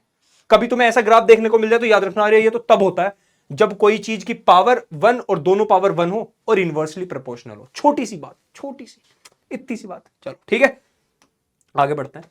यहां पे आ जाओ, स्लोप ऑफ ए कर्व। यहां तुम्हारा डिफरेंशिएशन इंटीग्रेशन का जन्म होने वाला है। अभी तक हमने स्लोप निकाला था स्ट्रेट लाइन का, अब निकाल रहे हैं कर्व का। तो देखो, जैसी कोई चीज कर्व होती है, अब कर्व लाइन कब आती है? जब नॉन यूनिफॉर्म ग्राफ होता है। नॉन यूनिफॉर्म मतलब जब चीजें समान नहीं होती। 9th क्लास में पढ़े थे ना, non uniform motion, uniform motion. Uniform motion मतलब एक जैसा मोशन, कांस्टेंट स्पीड वाला। Non uniform motion unequal speed वाला मोशन। याद आ गया? तो इसका मतलब क्या कर्व ग्राफ का, यानी जितनी तेजी से ये बढ़ रहा है उतनी तेजी से ये नहीं बढ़ रहा, तो इस बार स्लोप कांस्टेंट नहीं होगा। स्ट्रेट लाइन का स्लोप कांस्टेंट था, इसका अगर मैं इस पॉइंट पे कोई स्लोप निकालूं, चलो निकाल के देखते हैं, तो क्या इसका स्लोप ऐसा आएगा, कुछ ये स्लोप आएगा, देखो यही स्लोप है, इसको मान लेते θ1, इसका स्लोप ये θ2। क्या मैं बोल सकता हूं θ2 ज्यादा बड़ा एंगल है θ1 से? क्या θ2 एंगल बड़ा है θ1 से? क्या मैं बोल सकता हूं slope of 2 is greater than slope of, यानी यहां पे स्लोप चेंज हो रहा है? क्या ये बात समझ में आई? क्या ये बात क्लियर हुई? छोटी सी, ठीक है, लेकिन ये क्लियर है यहां पे कि एक्स एक्सिस के साथ वाई भी इंक्रीज हो रहा है, तो स्लोप इंक्रीज तो हो रहा है, स्लोप पॉजिटिव है। ये बात समझ में, स्लोप पॉजिटिव है। जब भी एक्स के साथ वाई इंक्रीज करेगा तो स्लोप पॉजिटिव, एक्स के साथ वाई डिक्रीज करेगा तो स्लोप नेगेटिव। यह भी पढ़ाया था थोड़ी देर पहले। तो यहां स्लोप, सीधी सी बात है, स्लोप पॉजिटिव है। इधर आ जाओ, इस पॉइंट को देखो, इस पॉइंट का स्लोप, फिर इस पॉइंट का स्लोप। तुम्हें सोचने की जरूरत नहीं है वैसे तो, तुम सोचो जब तुम यहां कोई एंगल डालोगे इस जगह, फिर तुम इस जगह डालोगे, फिर तुम इस जगह डालोगे, तुम देख रहे हो धीरे धीरे स्लोप सीधा हो रहा है। पहले यहां ऐसा था, फिर ऐसा हुआ, फिर ऐसा हुआ। तो बेसिक कॉमन सेंस कोई भी लगा सकता है कि जब यहां ग्राफ था तब चीजें बहुत तेजी से बढ़ रही थी, जब यहां ग्राफ बढ़ा तो चीजें थोड़ी धीरे बढ़ रही हैं, लेकिन जब यहां ग्राफ आया तो चीजें बहुत धीरे धीरे बढ़ रही हैं। यानी कि एक्स तो देखो बढ़ रहा है हल्का हल्का, लेकिन अब वाई नहीं बढ़ रहा। तुम ऑब्जर्व करोगे तो एक्स बढ़ रहा है, लेकिन अब वाई बढ़ तो रहा है, बहुत हल्का बढ़ रहा है, लेकिन फिर भी यहां भी एक्स के साथ वाई बढ़ रहा है। तो ये स्लोप तो पॉजिटिव है पूरे केस में, लेकिन क्या यहां धीरे धीरे स्लोप घट रहा है? देखो पहले इतना ज्यादा था, फिर स्लोप इतना हुआ, फिर बहुत कम हो गया। क्या मैं बोल सकता हूं, अगर इसको मैं m1 स्लोप बोलूं, इसको m2 बोलूं, इसको m3 बोलूं, क्या मैं बोल सकता हूं m1 स्लोप बहुत बड़ा है, m2 थोड़ा छोटा और m3 सबसे छोटा? क्या ऐसा बोल सकता हूं? सिर्फ इतनी बेसिक सी बातें याद रखनी है तुम्हें, इससे ज्यादा तुम्हें कोई याद नहीं रखना। क्या क्लियर बात? हाँ ना बोल दो। यहां स्लोप इंक्रीजिंग लिख सकते हो, slope is increasing, slope increasing है, दोनों में पॉजिटिव स्लोप। यहां स्लोप डिक्रीजिंग, धीरे धीरे स्लोप डिक्रीज हो रहा है। सही बात? चलो स्लोप नेगेटिव का भी केस दिखाई हुआ है ना, एक स्लोप नेगेटिव का केस भी दिखाई देता हूं। चलो तुम्हें, क्या स्लोप नेगेटिव का केस आ गया? सोचो, क्या मैं बोल सकता हूं, यहां पे तुम ध्यान से देखोगे, अगर जैसे जैसे एक्स बढ़ रहा है, देखो एक्स बढ़ रहा है, क्या वाई घटता जा रहा है? ध्यान से देखो, यहां स्लोप डिक्रीज हो रहा है, वो माइनस, स्लोप इज नेगेटिव, यहां स्लोप है नेगेटिव। पिछले दोनों केस में स्लोप पॉजिटिव था। क्या आसान बात? अब बस आगे हम डिफरेंशिएशन पर, डिफरेंशिएशन पर आगे। चलो डिफरेंशिएशन शुरू करने से पहले एक चीज बताता हूं। जब हमने स्ट्रेट लाइन पढ़ा था, स्ट्रेट लाइन का स्लोप हमने यहां परपेंडिकुलर डाला, यहां परपेंडिकुलर डाला, ये y2 माइनस y1 था, ये x2 माइनस x1 था, और हमने क्या किया, स्लोप इक्वल्स टू लिख दिया y2 minus y1 upon x2 minus x1, यही लिखा था। हाँ ना बोलो, सही है? यही है स्लोप का फॉर्मूला। तुम्हें पता है जब भी दो चीजें आपस में माइनस होती हैं तो उनको हम ऐसे लिख देते हैं, डेल्टा y डेल्टा x। जिसको नहीं पता बता देता हूं, जब भी दो चीजें आपस में माइनस होती हैं, दो चीजों के बीच डिफरेंस निकाला जाता है तो हम उसे डेल्टा y, डेल्टा मतलब क्या होता है? डिफरेंस। इस सिंबल का नाम है डिफरेंस। जब भी दो चीजें आपस में माइनस होती हैं हम ऐसे लिख देते हैं। कई बात याद रखी जा सकती है, जब भी दो चीजें, x2 माइनस x1 को डेल्टा x लिख दिया और y2 माइनस y1 को डेल्टा y लिख दिया, ठीक है? जब भी कोई दो चीजें आपस में माइनस होती हैं। अब बहुत तगड़ी बात समझना, शुरुआत होने जा रही है डिफरेंशिएशन की।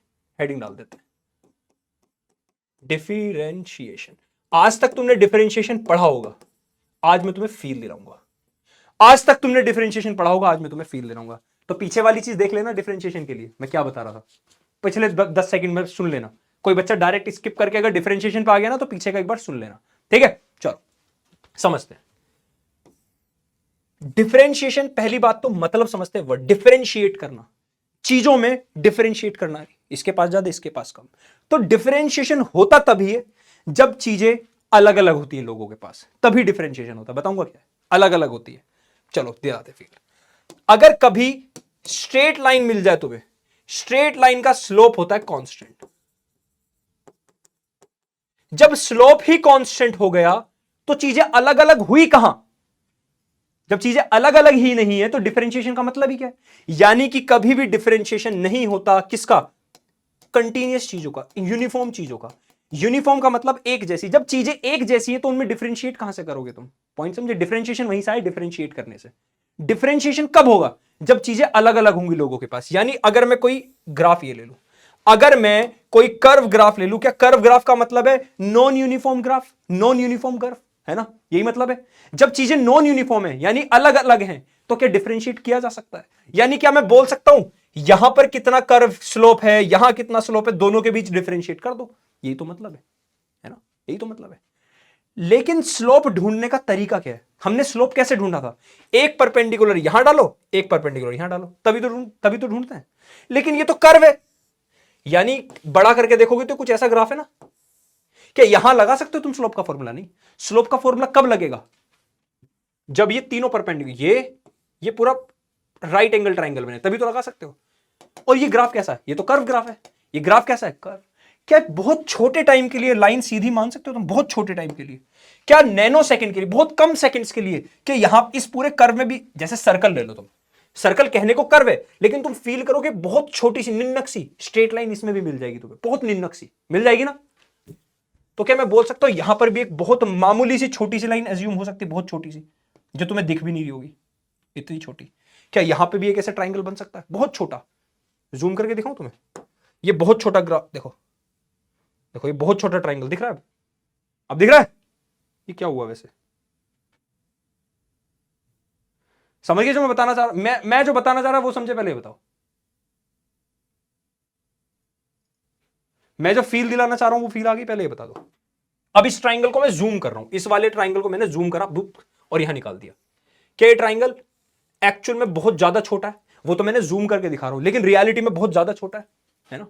बहुत ज्यादा छोटा है। एक तो ऊपर से मुझे ढूंढना क्या है? जब भी हम ये ढूंढने के, अच्छा क्या करते हैं, पिछले ग्राफ में देखो हमने क्या किया था, हम y2 माइनस y1 होता क्या है?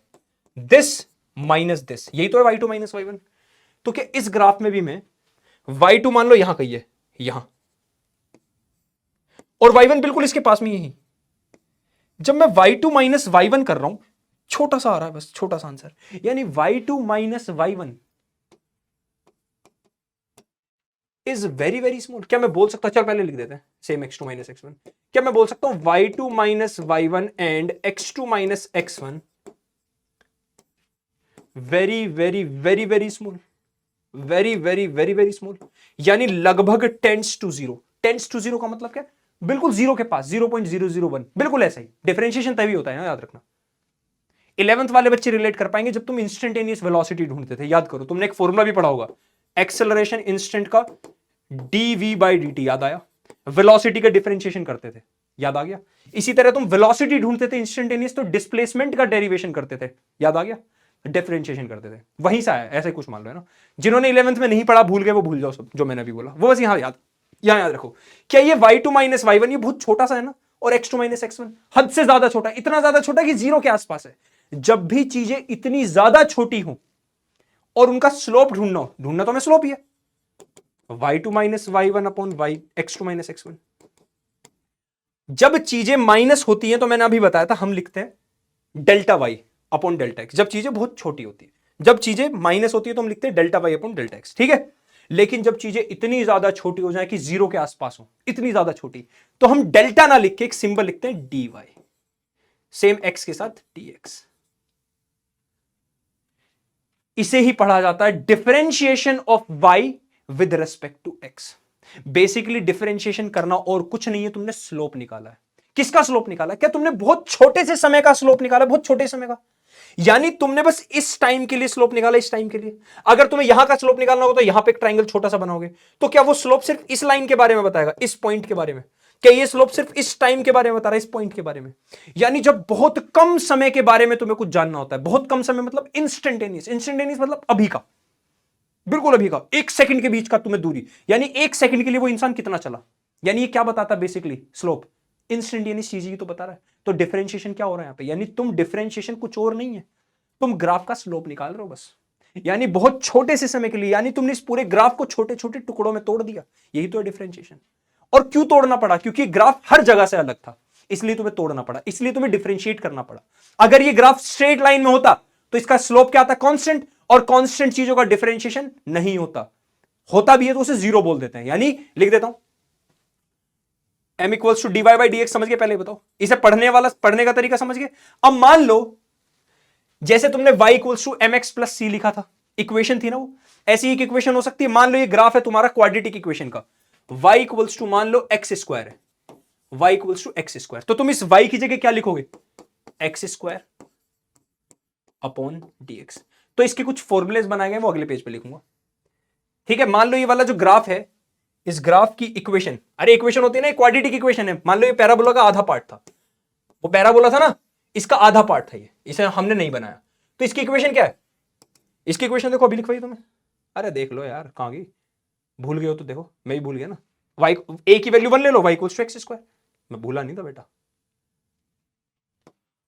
और अभी अभी हमने क्या देखा, dy बाई डी एक्स, यही तो है स्लोप का फॉर्मूला, y की जगह पुट कर दो एक्स स्क्वायर, तो मैं डायरेक्ट बता रहा हूं क्या होता है, आंसर आता है 2x। अब ये आया कैसे मैं बताता हूं, पहला फॉर्मूला लिखो, जब भी हमें किसी चीज का डिफरेंशिएशन, लेट्स से x की पावर n, x की पावर स्क्वायर, पहले लिखो n, पहले लिखो 2 x n माइनस 1, 2 माइनस 1, तो x की पावर देखो यहां 1 बच गई ना। तो पहला फॉर्मूला, जब भी तुम्हें x की पावर है कुछ, उसका डिफरेंशिएशन करना है, तो फॉर्मूला क्या आएगा, nx n माइनस 1, यानी इस n को सामने ले आओ, 2 को सामने ले आओ, और 2 माइनस 1 कर दो, n माइनस 1 कर दो, खत्म। ये पहला फॉर्मूला, पुट करके देखो, कोई एक और करके देखते हैं, मान लो x क्यूब,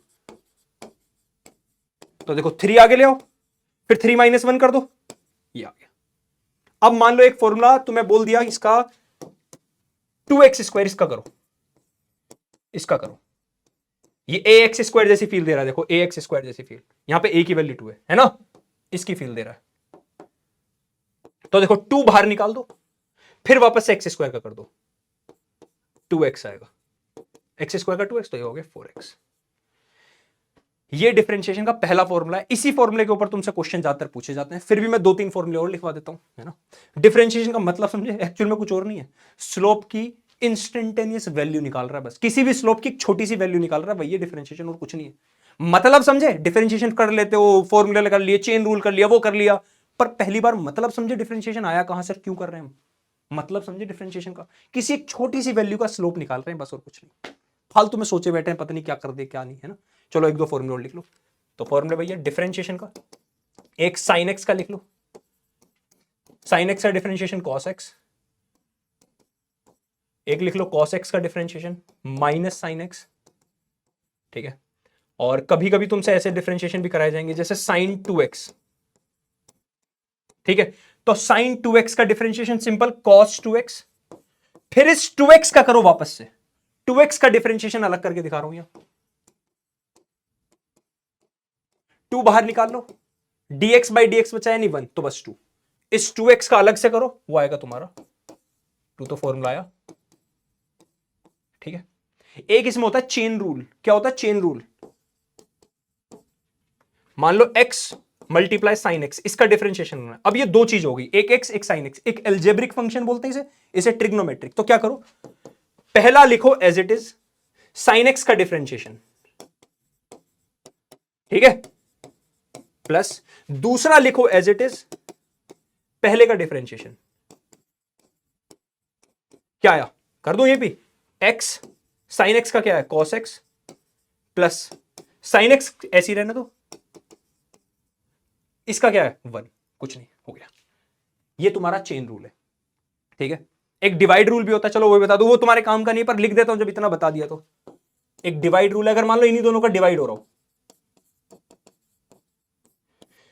ऊपर वाला नीचे वाला लिखो एज इट इज पहले वाले का डिफरेंशिएशन, x का डिफरेंशिएशन 1, लिखने की जरूरत नहीं, माइनस ऊपर वाला लिखो एज इट इज नीचे वाले का डिफरेंशिएशन, साइन एक्स का डिफरेंशिएशन कॉस एक्स, डिवाइड इस नीचे वाले का स्क्वायर करके लिख दो बस।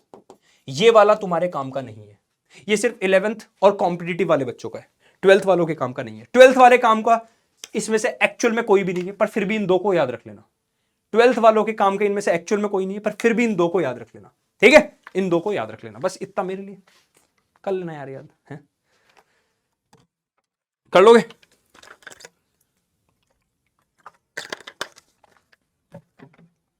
एक और चीज चलो छोटी सी और बताता हूं, एक ग्राफ ले लो। कभी कभी तुम्हारे पास ना ऐसे ग्राफ आएंगे, ऐसे ग्राफ एग्जैक्ट इस पॉइंट पर और एग्जैक्ट इस पॉइंट पर तुम देखोगे तो स्लोप क्या है? स्ट्रेट लाइन है। कैसा है? Straight line. स्लोप क्या? Straight line. ठीक है। और होता क्या है? स्ट्रेट लाइन मतलब कांस्टेंट। स्ट्रेट लाइन मतलब कांस्टेंट। क्या मैं बोल सकता हूं इस पॉइंट पर, इसको क्या मैं बोल सकता हूं यहां पे y मैक्सिमम है और यहां y मिनिमम है? बोल सकता हूं यहां पर y की मैक्सिमम वैल्यू है और यहां y की मिनिमम वैल्यू है। बोल सकता हूं। एक्चुअल में इसको मिनिमा बोलते हैं। क्या बोलते हैं? मिनिमा। मिनिमा मैक्सिमा सुने तुमने? इसको बोलते हैं मैक्सिमा। ठीक है। इन दोनों ही पॉइंट पर स्ट्रेट लाइन है। स्ट्रेट लाइन यानी कांस्टेंट, तो क्या दोनों पर ही तुम्हारा dy बाई dx 0 होगा? सही बात है। तो कभी कभी हमें ना ऐसी इक्वेशन दी जाती है और पूछा जाता है कि बताओ मैक्सिमा और मिनिमा की वैल्यू, ऐसी वैल्यू पूछ लेते हैं। तो हम क्या करते हैं? उनका पहले डिफरेंशिएशन करते हैं, तो दोनों का ही जीरो आएगा। दोनों का ही क्या आएगा? जीरो। दोनों का ही क्या आने वाला है? जीरो। अब एग्जाम्पल के लिए कोई इक्वेशन ले लेते हैं। Let's say y equals to तुम्हारा sin x है ना। तो तुमने पहले क्या किया? इसका differentiation dy by dx zero के इक्वल पुट कर लो। तुम्हें क्या करा? जीरो के इक्वल पुट कर लिया है ना। dy by dx equals to zero. ये तुम्हारा आएगा क्या? cos x है ना। sin x का cos x आएगा। तुम्हें क्या करना है? इसका दोबारा डिफरेंशिएशन करना है। अगर ये डिफरेंशिएशन जीरो से बड़ा आया तो समझ जाना मिनिमा आंसर है। यानी तुम्हारा जो आंसर आया ना, यहां से निकल के एक आंसर आएगा, वो तुम्हारा ये होगा। ये वैसे तुम्हारे काम की बता रहा हूं फिर से, 12th बोर्ड्स वालों के काम की जगह नहीं है। तो 12th बोर्ड्स वाले 5 मिनट के लिए स्किप कर सकते हैं। और अगर तुम्हारा आंसर डबल डिफरेंशिएशन करके छोटा आया जीरो से, तो समझ जाना जो तुम्हारा आंसर यहां से आया वो मैक्सिमा है, यानी y की बड़ी वैल्यू। खैर ये वाली बात बहुत डीप हो गई, तो इस बात को करने के बाद थोड़ा सा मूड रिफ्रेशमेंट करते हैं। चलो तुम्हारा 10 सेकंड के लिए कर दें। चलो तुम्हारे लिए एक गाना गाते हैं, थोड़ा सा मोटिवेटिंग है तुम लोगों के लिए, है ना। लिरिक्स देख लेते हैं। मोटिवेटिंग इसलिए कि इसके वर्ड्स बहुत ध्यान से सुनना, तुम लोगों ने सुना होगा बट बहुत मोटिवेटिंग है तुम लोग, है ना। अभी जो हाल चल रहा है ना तुम लोगों का, अगर कोई बच्चा वीक है तो उस पर पूरी दुनिया हंसती है ना, तो वही उसी के ऊपर है। ये जो हंस रही है दुनिया, मेरी नाकामियों पे ताने कस रही है दुनिया, मेरी नादानियों पे पर मैं काम कर रहा हूं, मेरी सारी खामियों पे कलिए मारेंगे ताली, मेरी कहानियों पे कल जो बदलेगी हवा, ये सारे शर्माएंगे, हमारे अपने हो कह के बाहें गरमाएंगे, क्योंकि जिद्दी बड़ा हूं मैं, एक कच्चा खड़ा हूं मैं। ठीक है। तो तुम्हें यही बनना है बस। तुम लोगों को अभी से जिद्दी बन जाना। अभी तुम मान के चलो तुम कच्चे खड़े हो भी, तो तुम पे बहुत सारी बूंदें पड़ेंगी। ठीक है। तुम्हें बहुत कष्ट पहुंचाएंगी। तुम्हें लगेगा बेसिक मैथमेटिक्स आ गई, नहीं हो पा रही। ये जैसा अभी वाला टॉपिक, सर ये क्या था। ठीक है। देखो कभी कभी हमें क्या नहीं करना वो जानना बहुत जरूरी होता है, कभी कभी करने से ज्यादा। तो ये तुम्हें नहीं करना 12th बोर्ड्स वालों। देख के डिमोटिवेट मत होना, क्योंकि क्या होता है कुछ चीजें ऐसी हैं जो यहां पे एक्चुअल, ये बेसिक मैथमेटिक्स की वीडियो मुझे ओवरऑल डालनी थी सबके लिए, तो इसमें कुछ चीजें ऐसी हैं जो 12th बोर्ड्स के लिए नहीं है। इवन मैं एक काम करूंगा, जब क्लास एंड होगी ना, तो क्लास के एंड में लिख दूंगा कि तुम्हें क्या क्या नहीं करना। तो टेंशन मत लेना, बेमतलब डिमोटिवेट मत होना, बेमतलब वो नेवर गिव अप वाला एटीट्यूड था ना, वो मुझे तुमसे चाहिए। ठीक है। बाकी एक क्लास के एंड में मैं तुम्हें 5 मिनट की एक बात बताऊंगा, वो सबके लिए इंपॉर्टेंट है, वो प्लीज सब सुन लेना। कुछ बच्चे ऐसे होंगे सर एक काम करो पढ़ना नहीं है हमें, एंड वाली बात बता दो, तो बेटा तुम एंड में स्किप करके जाके देख लो। ठीक है। तो क्या करना है तुम्हें? तालियां बजवानी लोगों से। ठीक है। चलो अब एक और जादुई चीज तुम्हें दिखाते हैं। आज तक तुम्हारे दिमाग में ही होगा ना इंटीग्रेशन बड़ी हार्ड चीज है, सर समझ में नहीं आता इंटीग्रेशन है क्या। तो जैसे मैंने तुम्हें डिफरेंशिएशन की फील दिलाई ना कि वो है क्या, असलियत में औकात क्या डिफरेंशिएशन की, तुम्हें फालतू में डराए बैठा है वो, तो मैं इंटीग्रेशन की औकात दिखाता हूं। एक्चुअल में कुछ नहीं है, पता क्या है? एरिया निकालना बस है सर। दिखाते हैं। इंटीग्रेशन, INTEGRATION, इंटीग्रेशन है क्या? इंटीग्रेशन चलो समझते हैं। अच्छा एक चीज मैं लास्ट में लिखवाना भूल गया, किसी भी कोई भी कांस्टेंट चीज होगी, किसी भी कांस्टेंट चीज का डिफरेंशिएशन यहां लिख देता हूं, differentiation of any constant X Y Z कुछ भी, मान लो सिर्फ 2 लिखा है, डायरेक्ट जीरो। ठीक है। चलो अब देख लो जरा क्या है। अब तुम मान लो तुम्हारे पास कभी ऐसा ग्राफ आता है, इस ग्राफ का एरिया निकालना बहुत मुश्किल है। निकाल पाओगे? कैसे निकालोगे? अगर मान लो ग्राफ सिंपल ऐसा होता, सीधी लाइन, निकाल देते एरिया ऑफ रेक्टेंगल। ग्राफ ऐसा होता, निकाल देते एरिया ऑफ ट्राइंगल, है ना। 9th में निकाले भी होंगे तुमने ना। लेकिन अगर ग्राफ कर्व आ जाए तो क्या करोगे? तो इसके लिए आते इंटीग्रेशन भाई साहब। इंटीग्रेट करना, लोगों को जोड़ना। मतलब ये पता है, जोड़ने से पहले एक कार्यक्रम करते हैं, तोड़ देते हैं लोगों की इच्छाएं, तोड़ देते हैं। क्या करते हैं चलो दिखाते हैं तुम्हें। कोई एक रेक्टेंगल लेते हैं भैया, रेक्टेंगल कहां है तू, देख बहुत छोटा सा अरे यार ये ग्रीन कलर नहीं बनना चाहिए था। बहुत ध्यान से देखना, बहुत काम की चीज बताने जा रहा हूं मैं तुम लोगों को बेटा। चलो देखो, कहा भैया, येलो, हाँ बहुत छोटा सा रेक्टेंगल बना रहा हूं, देखो ध्यान से देखना, बहुत छोटा सा रेक्टेंगल। ऐसे अनगिनत रेक्टेंगल बना दो। तुम समझो, तुम डायरेक्ट कोई रेक्टेंगल अगर यहां इतना बड़ा बनाते तो इतनी सारी जगह छूट जाती ना, इसका एरिया कैसे निकालते। तो इंटीग्रेशन भाई साहब क्या कहते हैं, ऐसे छोटे छोटे अनगिनत रेक्टेंगल बना लो।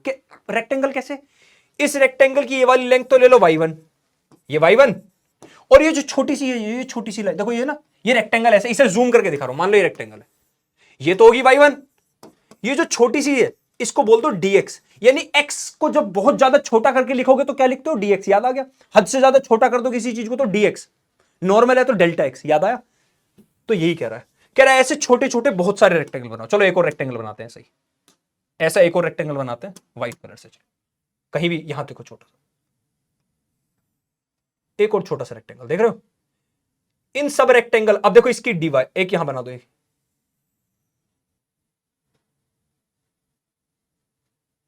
ठीक है, एक यहां बना दो। अब तुम देख रहे हो नुकसान तो अब भी हो रहा है, हल्का सा एरिया अब भी रह जाएगा, बहुत हल्का सा, लेकिन अब बहुत ना के बराबर नुकसान, एरर आएगा, हल्का सा एरर तो अब भी आएगा, बस ना के बराबर। ठीक है, इसकी y1 लेंथ होगी, इसकी y2 होगी, इसकी y3 होगी। क्या ऐसे अनगिनत रेक्टेंगल बन जाएंगे, y1 y2 y3 y4 y5 y6 y7 y8 yn, N number. तो क्या मैं बोल सकता हूं इस छोटे से रेक्टेंगल का एरिया, क्या एरिया भी बहुत छोटा होगा, डी ए, जो हद से ज्यादा छोटी चीजों के आगे डी लगा दो, ठीक है, डी ए। इसका एरिया, इसको 1 बोल रहा हूं, इसका एरिया बोल सकता हूं लेंथ इंटू ब्रेथ, हाँ ना बोलो, ऐसी डी ए2 लेंथ इंटू ब्रेथ, ऐसी डी ए3 लेंथ इंटू ब्रेथ, सही बात है, ऐसी डैश डैश करते करते n टाइम्स का area Y and D X, सही बात है। अगर मैं इन सारे एरियाज को जोड़ दूं, सारे एरियाज को जोड़ दूं, इस जोड़ने को ही बोलते हैं इंटीग्रेशन। क्या बोलते हैं, इंटीग्रेशन। तो मैं प्लस के साइन की जगह डायरेक्ट क्या करूंगा, ऐसे एक सांप जैसा सिंबल लगाऊंगा और लिख दूंगा डी ए, टोटल एरिया, यानी एक्चुअल में ये सांप इस डी को भगाने के काम आता है, ऐसे मान लो, बस फील करने के लिए। ये जो सांप है ना, ये ऑपरेटर है, किसका ऑपरेटर है, इंटीग्रेशन दिखाने का कि इंटीग्रेट हो गया। और टोटल एरिया क्या, डी ए। अगर मैं इस डीए के आगे सांप लगा दूं, मतलब ये सांप इस डी को खाने का काम करेगा। इस सांप की भूख कैसे खत्म होती है, डी को खा के, ठीक है। तो ऐसे लिखो सांप और डीए, और इधर अभी मैं पहले प्लस करके लिखता हूं, y1 dx plus y2 dx, क्या y2 dx, ऐसी करते करते करते करते yn dx, ठीक बात। क्या सबसे dx कॉमन आ जाएगा, बहुत बढ़िया। क्या ऐसे ही अब मैं y1 y2 y3 y4 y5 ये सारे जो ऐड कर रहा हूं, इस ऐड की जगह भी ये सिंबल लगा दूं y के आगे, देख लो, देख लो भैया, देख लो भैया, यानी मैंने सारे वाइज को जोड़ दिया, ठीक है। ये सांप इस डीए का डी खा गया, ए बचा। क्या एरिया निकालने का फॉर्मूला मिला मुझे, यानी integration of Y with respect to DX. अब इस वाई की वैल्यू क्या है, हो सकता है कुछ भी, वाई की वैल्यू हो सकता है साइन एक्स हो, एक्स स्क्वायर हो, कुछ भी, जैसे हमने डिफरेंशिएशन में की थी। बस तुम फॉर्मूला समझो कि इंटीग्रेशन काम किसके आया। अभी बताऊंगा, इसमें और भी एक चीज है, बताएंगे अभी वो थोड़ी देर में। ये जो एरर बचा ना हल्का सा, ये जोड़ते नहीं है ना, इसको मैथ्स में प्लस सी करके लिख देते हैं, लेकिन हम फिजिक्स में हमें प्लस सी की कोई जरूरत नहीं, तो वो एक्स्ट्रा बात ही से भूल जाओ जो मैंने भी बोली, उसे इंडेफिनिट इंटीग्रेशन बोलते हैं। हमारे सिलेबस में डेफिनिट इंटीग्रेशन है। ये क्या चीज है सर, बताते हैं अभी क्या है। बस इतनी सी बात को समझ जाओ, यानी बेसिकली हम कुछ नहीं कर रहे, एरिया ढूंढने का काम कर रहे हैं। हमने छोटे छोटे रेक्टेंगल में तोड़ा और उस एरिया को ढूंढने का काम करेंगे, यही कहलाता है इंटीग्रेशन। अब तुम्हें जादू दिखाते हैं, चलो। अब मान लो तुम्हें ग्राफ दिया और इस ग्राफ की इक्वेशन बोल दी ग्राफ वाले ने, y equals to X square, ये इक्वेशन बोल दी, y equals to X square, ठीक है। ये है तुम्हारा 1, ये 2, ये 3, ये 4, ठीक है। क्या करना है तुम्हें, एरिया निकालना है, टोटल एरिया। टोटल एरिया क्या हुआ, इंटीग्रेशन ऑफ y dx, सही बात है। y की जगह क्या पुट करना है, x square dx, area x square dx। Differentiation में -1 करते थे ना, या +1 करते, थोड़ा सा डिफरेंस से सुनना क्या करते हैं हम, क्या करेंगे, इस 2 में +1 करेंगे और नीचे वापस से 2 लिखेंगे और +1 कर देंगे। यही है तुम्हारा फॉर्मूला इंटीग्रेशन का। क्या आया, x³ अपॉन 3, ये इंटीग्रेशन का फॉर्मूला है। अब आगे सुनना, हमारे सिलेबस में ऐसे क्वेश्चन नहीं आएंगे फिजिक्स में। पता कैसा क्वेश्चन आएगा, ढूंढ के बताओ एरिया सिर्फ इतने पार्ट का। कितने का? सिर्फ इतने पार्ट का, 2 से 3 तक का। या छोड़ो, कितना क्वेश्चन वाला कहेगा इतने पार्ट का नहीं। एक काम करो, तुम हमें एरिया बताओ यहां से लेके यहां तक का, सिर्फ 0 से लेके 1 तक का, सिर्फ इतने पार्ट का एरिया बताओ, सिर्फ इतने का। तो अभी तक जो मैंने किया ऐसे ही करना है। तुम्हें एंड में क्या कर देना, इस x के ऊपर ऐसे लगाओगे, यहां लिखोगे 0, यहां लिखोगे 1। कहां से? 0 से 1 तक का ढूंढना है। इसको बोलते हैं लोअर लिमिट, इसको बोलते हैं हायर लिमिट। तो तुम क्या करोगे, पहले तो 1 डालोगे x की जगह, माइनस, फिर 0 डालोगे x की जगह, बाकी ऐसे लिखा रहने देना। तो आंसर आएगा 1/3। इनको बोलते हैं डेफिनेट इंटीग्रेशन, मतलब हमने डेफिनेट आंसर निकाला है। अभी मैं आगे और बताऊंगा, कंफ्यूजन ना हो इसलिए आगे और बताऊंगा, टेंशन ना लो। तो अब हमें आगे जो मेन चीज करनी, सुन लो क्या करना है। पहला क्वेश्चन, जैसे y की वैल्यू तुम्हें दे दी क्वेश्चन वाले ने 3x², एक क्वेश्चन ये करते हैं।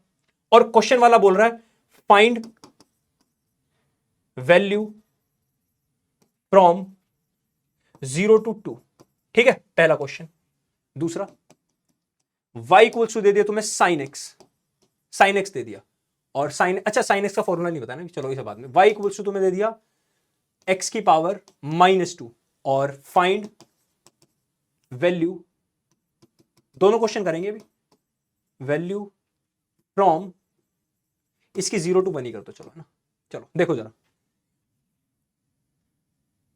क्या करना है, इंटीग्रेट करना है। ठीक, इंटीग्रेट करना है, दोनों तरफ कर दो। तो तुम्हारा integration 3x² integration of dx। ठीक है, यही है। 3 बाहर ले लो, ऐसा कांस्टेंट जो साथ में उसे बाहर लो। अब सिर्फ बचेगा x² dx। क्या बताया अभी पावर में प्लस करो 1 और नीचे पावर लिखो, उसमें प्लस कर दो 1। ठीक है, तो ये तुम्हारा क्या है, 3x की पावर 3 अपॉन में 3 आया, इस 3 से 3 कट गया। इस x में क्या लिखोगे, लोअर हायर लिमिट। कैसे, यहां पे डब्बा लगाओ, 0 से 2, 0 से 2, पहले 2 लिखो x की जगह क्यूब, माइनस अब 0 लिखो x की जगह, तो आंसर आया 8। आसान था। चलो इस वाले क्वेश्चन को करते हैं, इसको करते हैं। x की पावर -2, फिर से भाई x की पावर -2 dx।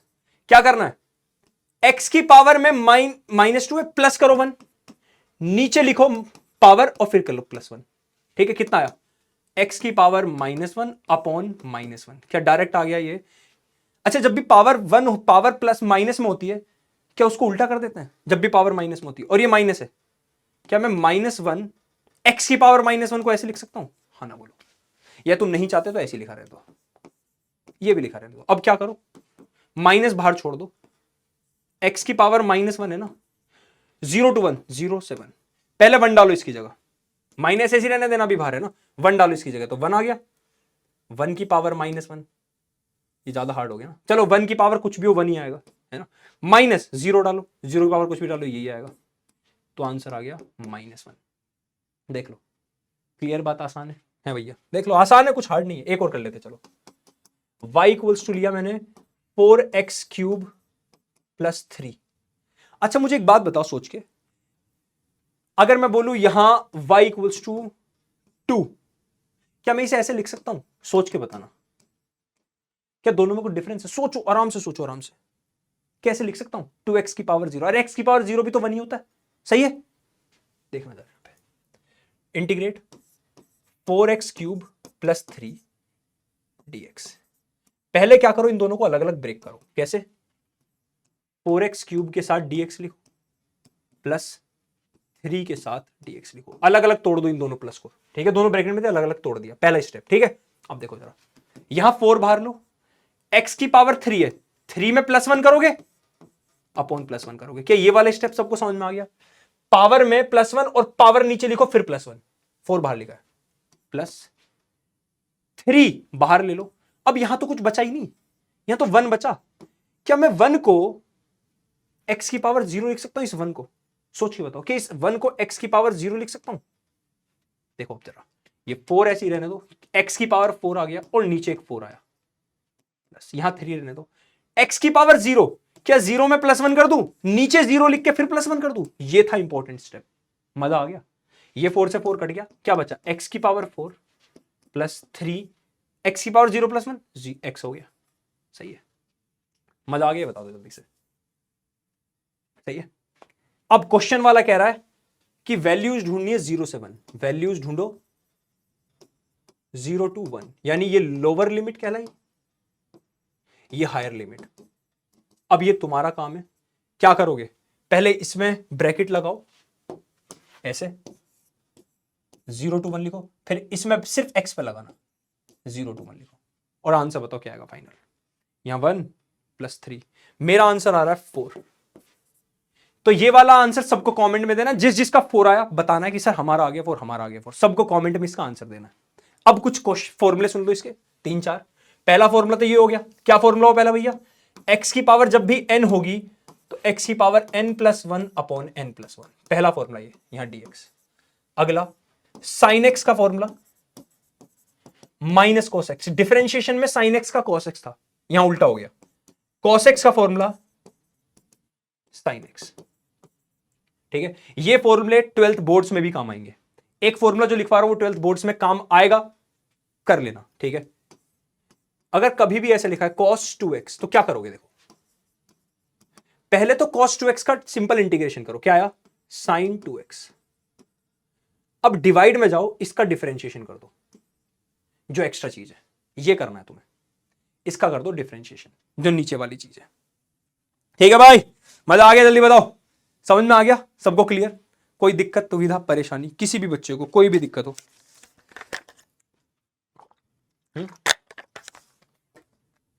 एक लिमिट वाला चलो क्वेश्चन और कराता हूं यहां पे ना, तुम्हें दिया है y = sin x और वैल्यूज है तुम्हारी 0 डिग्री टू 90 डिग्री, ये है तुम्हारी। ठीक है, ये लोअर लिमिट है, ये हायर। चलो करते हैं, इंटीग्रेट करना है ना, इंटीग्रेशन ऑफ sin x सब लोग करेंगे भाई, ट्राई है ना, sin x का इंटीग्रेशन, और देखो लिमिट्स क्या है, 0 और 90 यहां लिख दिया करो, 0 और π/2 लिखना, अभी मैं 90 डिग्री में समझा रहा हूं, कभी तुम पाई में कंफ्यूज हो जाओ। ठीक है, चलो ये वो तुम्हारा sin x का क्या होगा, माइनस cos x। ठीक है, माइनस बाहर ही रहने दो, लिमिट यहां लगाओ 0 से 90। ठीक है, माइनस बाहर ही रहने दो, cos में पहले 90 डिग्री, ऐसे इसे बड़े ब्रैकेट में ले लेते हैं, पहले cos के साथ 90 लिखो x की जगह, माइनस लगाओ cos के साथ 0 लिखो। ठीक है, ये लिमिट डालना है, माइनस ऐसे रहने दो, cos 90 डिग्री हुआ 0, माइनस cos 0 डिग्री हुआ 1, ये माइनस 1 आएगा, ऑलरेडी बाहर माइनस है, तो आंसर आया 1।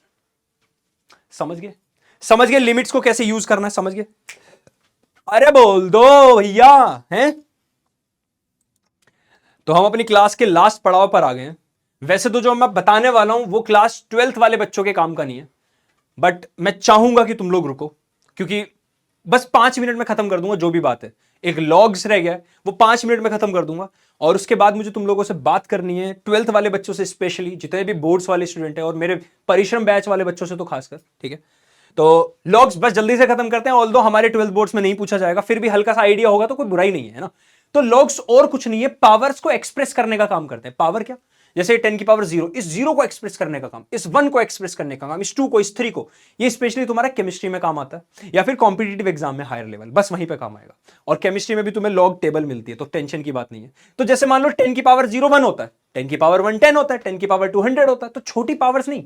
जब 10 की पावर करोड़ इक्वल्स टू पूछा जाएगा, 10 की पावर 1000 इक्वल्स टू पूछा जाएगा, तो देखो क्या करा, बस यहां ध्यान से देखना, मैंने 10 को तो लिख दिया पैरों में और 1 लिख दिया यहां पे, यानी पावर को हम आंसर में ले आए। हम हमें पावर का काम है, मतलब हम पावर को एक्सप्रेस करना चाहते हैं, यानी log 10, ये बेस बोलते हैं, log का बेस 10, 1 की वैल्यू 0, log का बेस 10, 10 की वैल्यू 1, यानी 10 की पावर 1 इक्वल्स टू 10। तुम ध्यान से देखो, जो पावर थी ना हमने उसे एक्सप्रेस किया है। अब देख रहे हो, समझ रहे हो ये बात, ये वाली बात क्लियर। log 100, यानी जो log 100 बेस क्या है, किसकी पावर, 10 की, यहां पे 10 ही है, कुछ नहीं है तो मान लो 10 है, यानी हम 10 की पावर्स को एक्सप्रेस कर रहे हैं 2। log 1000 का log कितना होगा 3, यानी 10 की पावर 3। बहुत बेसिक सी चीज है। log के कुछ फॉर्मूले, log अगर दो चीजें मल्टीप्लाई में a इंटू बी तो direct log a plus log b, divide में तो log a minus log b, power है कुछ a की किसी कंपोनेंट की तो उस n को आगे ले आओ, बस ln a log a, दो चीज तुम्हें देखने को मिलेंगी, एक तो मिलेगा log, सिंपल log लिखा हुआ, ठीक है, इसका मतलब बेस 10 है, मतलब 10 की पावर्स की बात हो रही है। लेकिन कभी कभी ln लिखा मिलता है, ln का मतलब होता है नेचुरल लॉग। नेचुरल लॉग मतलब यानी अब जो पावर ढूंढी जा रही है, जैसे यहां पे 10 की पावर की बात हो रही थी, यहां पे 10 की पावर की बात नहीं होती, यहां पर e की पावर की बात होती है। ये e क्या है, इसको एक्सपोनेंट बोलते हैं, ये भी हमारे काम का नहीं, बट इस ई की वैल्यू याद रखना 2.71 होती है। यानी क्वेश्चन वाला तुमसे ये पूछना चाह रहा है 2.71 की पावर 1000 इक्वल्स टू, ये पूछना चाह रहा है तुमसे क्वेश्चन वाला। आई नो बहुत बच्चे कह रहे हैं सर ये क्या चीज है, ज्यादा डीप में मत जाओ, 12th बोर्ड्स में हमारे काम का नहीं है, ठीक है। तो अब देखो कुछ बात छोटी सी, बस एक लास्ट का ज्ञान, फिर बंदे हैं हम उसके, हम पे किसका जोर, निकलेंगे हम ऊपर चाहे कुछ भी हो, इरादे हैं फौलादी, हिम्मत ही हर कदम, ठीक है। अपने हाथों किस्मत लिखने, बेसिक मैथमेटिक्स पढ़ के निकलेंगे हम, ठीक है। देखो वैसे तो मैं वेक्टर्स भी इसी वीडियो में कराने वाला था, पर तुम्हें पता है ना अभी बहुत बच्चों के एग्जाम बहुत दूर हैं, तो होता क्या है ना, बच्चे 4-4 घंटे की वीडियो देख नहीं पाते। वेक्टर थोड़ा लंबा टॉपिक है, 1-1.5 घंटे का आराम से, मेरी स्पीड में देखा जाए तो 1-1.5 घंटे का, वरना 6-6 घंटे का भी है, ठीक है। तो मैंने वेक्टर इसलिए नहीं कराया कि सो दैट ये वीडियो इतनी ज्यादा लंबी ना हो जाए कि बच्चे देख के घबरा जाओ, अरे भाई 3 घंटे की वीडियो। तो बच्चों को जो पढ़ाना चाहता हूं, जो बच्चों को मैं देना चाहता हूं, वो भी नहीं बच्चे कंप्लीट कर पाएंगे।